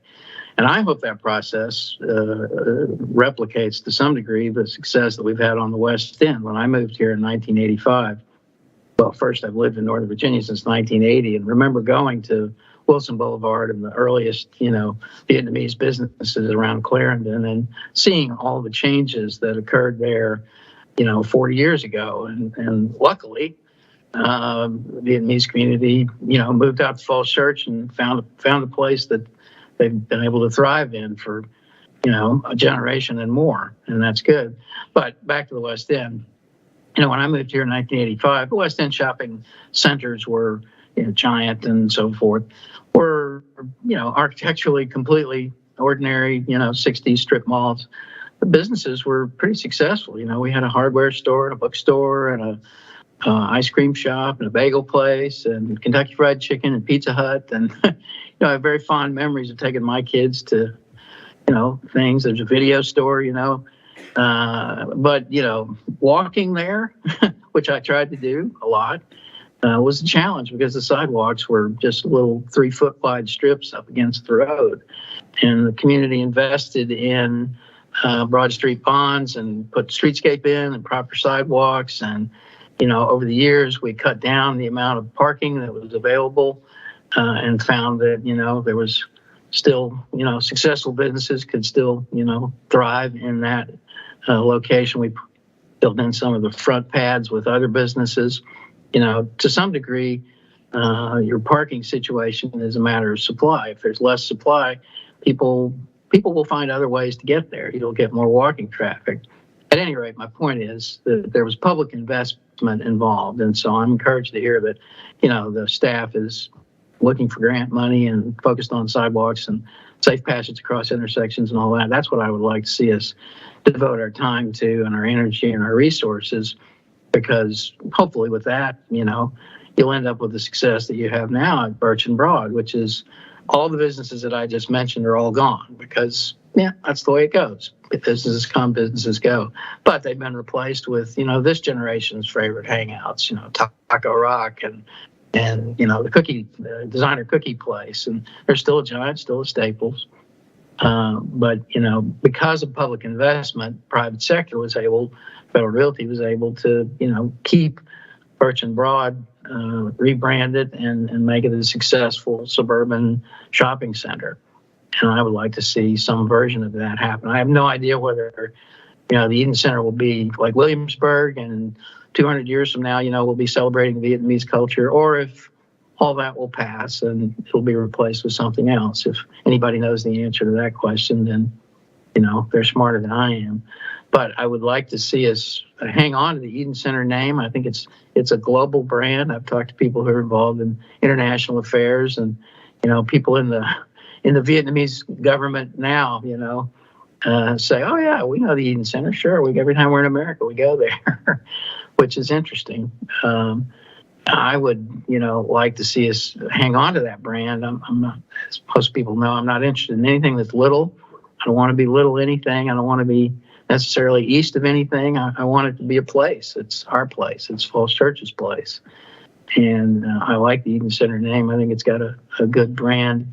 Lots been invested in that, so I hope that we keep that.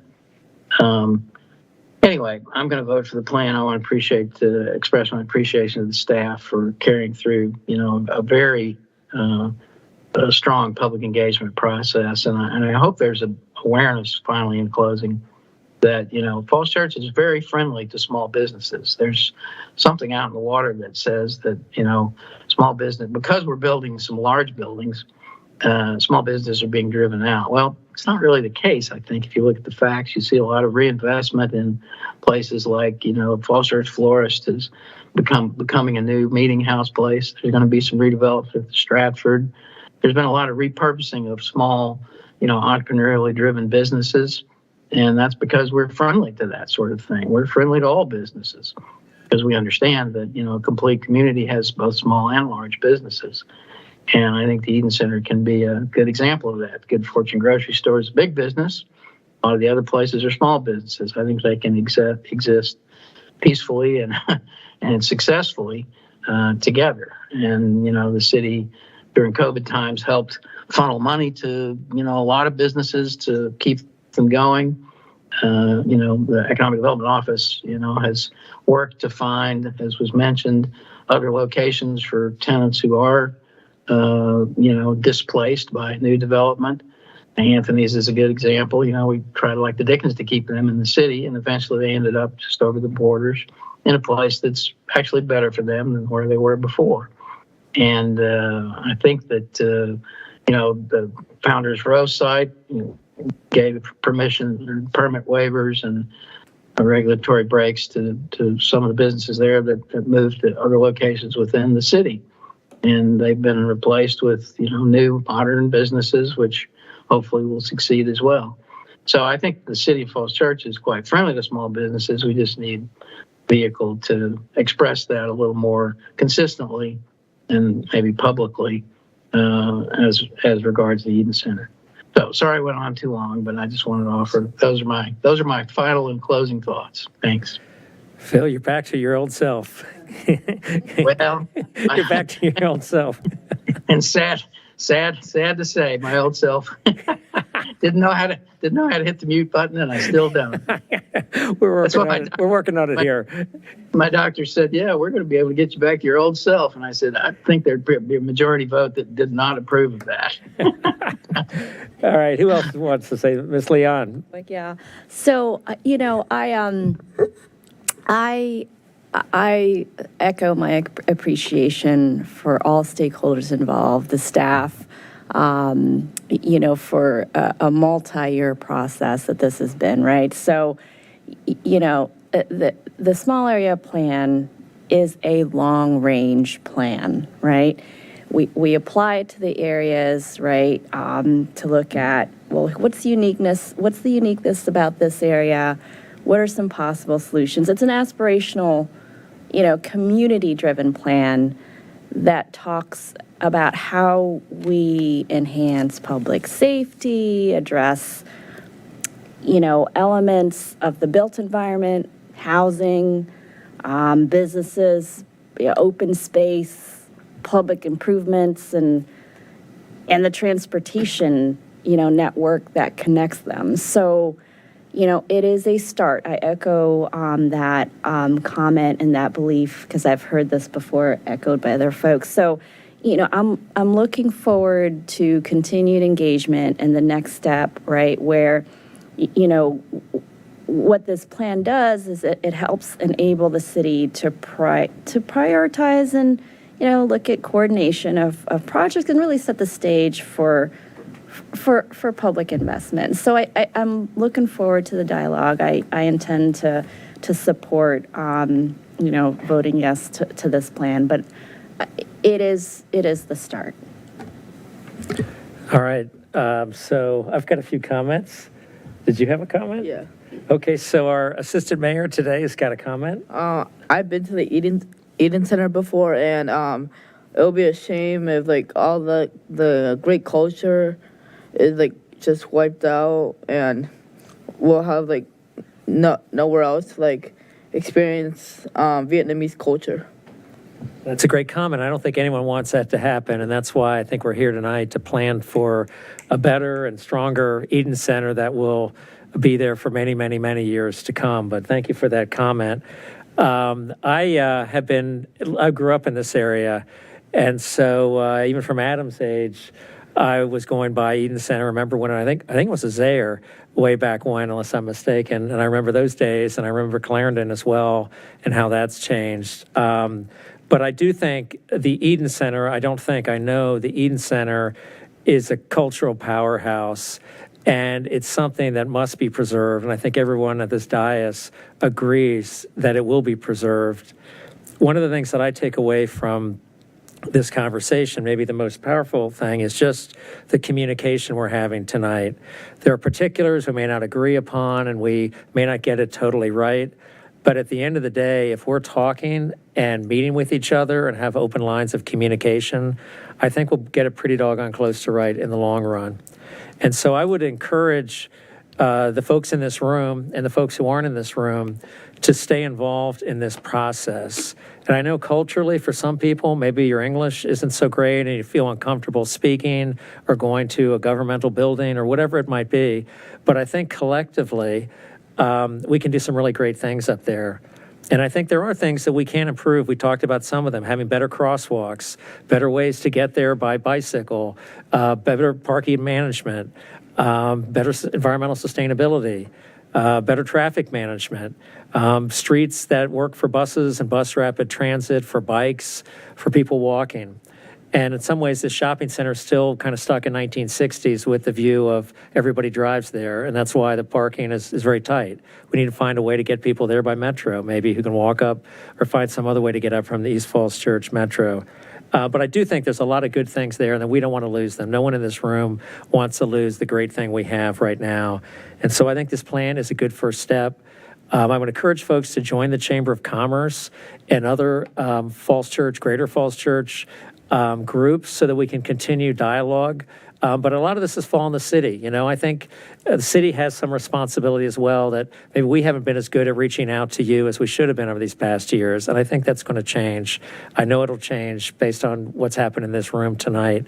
So I'm very pleased that we're all together. I'm very pleased with what this plan accomplishes. And we know there's more work to do. And that involves money, it involves time, it involves further communication and dialogue. And I think we're all committed to doing that. So I want to thank you all for coming out tonight. And I think we're probably ready to have our vote. Do we have a motion from anyone regarding this plan? Mayor, move to adopt. Go ahead. Second. Well, we don't have a first yet. So who's going to do the first? I move to adopt TR 23-15. Second. Mr. Snyder on the second. Madam Clerk? Ms. Conley? Yes. Mr. Duncan? Yes. Ms. Hardy? Yes. Ms. Leon? Yes. Ms. Shantz-Hiska? Yes. Mr. Snyder? Yes. And Mayor Charter. Yes. Motion carries 7-0. Thank you, Council. Thank you, and thank you all for coming out this evening. All right, we got it. Let's do it. We can do full-fledged clapping, can't we? All right. So we got a little bit more to do tonight. You're welcome to stay if you haven't had enough of City Council tonight. We're on now to our consent agenda. Does anyone have any item they want to pull from the consent agenda? Two things you want to pull? No, we just have two. I know we do. So does anyone want to make a motion? I move to approve the consent agenda. Second. All right, Madam Clerk? Ms. Conley? Yes. Mr. Duncan? Yes. Ms. Hardy? Yes. Ms. Leon? Yes. Ms. Shantz-Hiska? Yes. Mr. Snyder? Yeah. And Mayor Charter. Yes. Motion carries to 7-0. Thank you. All right, Mr. Shields, the last item, quickly. Mr. Shields? Do you want me to read it? Authorize the expenditure of up to $500,000 for each job order under an existing contract with S-Works Construction Corporation for job order contracting services. And thank you. My confusion, I thought this was what was on the consent calendar. So this is just a contract, and it is simply to allow us to get work done with an agreed set upon prices for labor or for products. And so our recommendation is approval of this contract authorization. All right, do we have any comments? Any public comment? Seeing none, the matter is closed to the public. Do we have a motion? Oh, we don't have the motion. Hold on. I'll move. Do you have to read the whole thing? Move to There it authorize. is. It's up there. Oh, yeah. Move to authorize the expenditure of up to $500,000 for each job order under an existing contract with S-Works Construction Corporation for job order contracting services, subject to appropriation of funds by City Council in the budget. That's Ms. Conley on the motion. Do we have a second? Second. All right, Madam Clerk? Yes. Mr. Duncan? Yes. Ms. Hardy? Yes. Ms. Leon? Yes. Ms. Sean Ciscott? Yes. Mr. Snyder? Yeah. Mayor Tarter? Yes. Motion carries 7-0. Thank you. All right, let's move on to business not on the agenda. Any standing regional committees? Any other council member comments? That was quick. All right, Mr. Duncan, how about approval of minutes? Monday, April 24th minutes, line 120, I think it's not themselves, it's himself. Line 175, I think it's messages, not messaged. Line 231, Ms. Hardy said that the applicant, hold on. Sorry, I have to flip through page by page. Line 374, fairly, oh yeah, the disclaimer, fairly, comma, objectively, and in the public interest. Not fairly objectively, but fairly, comma, objectively, and in the public interest. That's rendered correctly in every other version that I saw, so. I'll You blame are the back in attorney business, for Phil.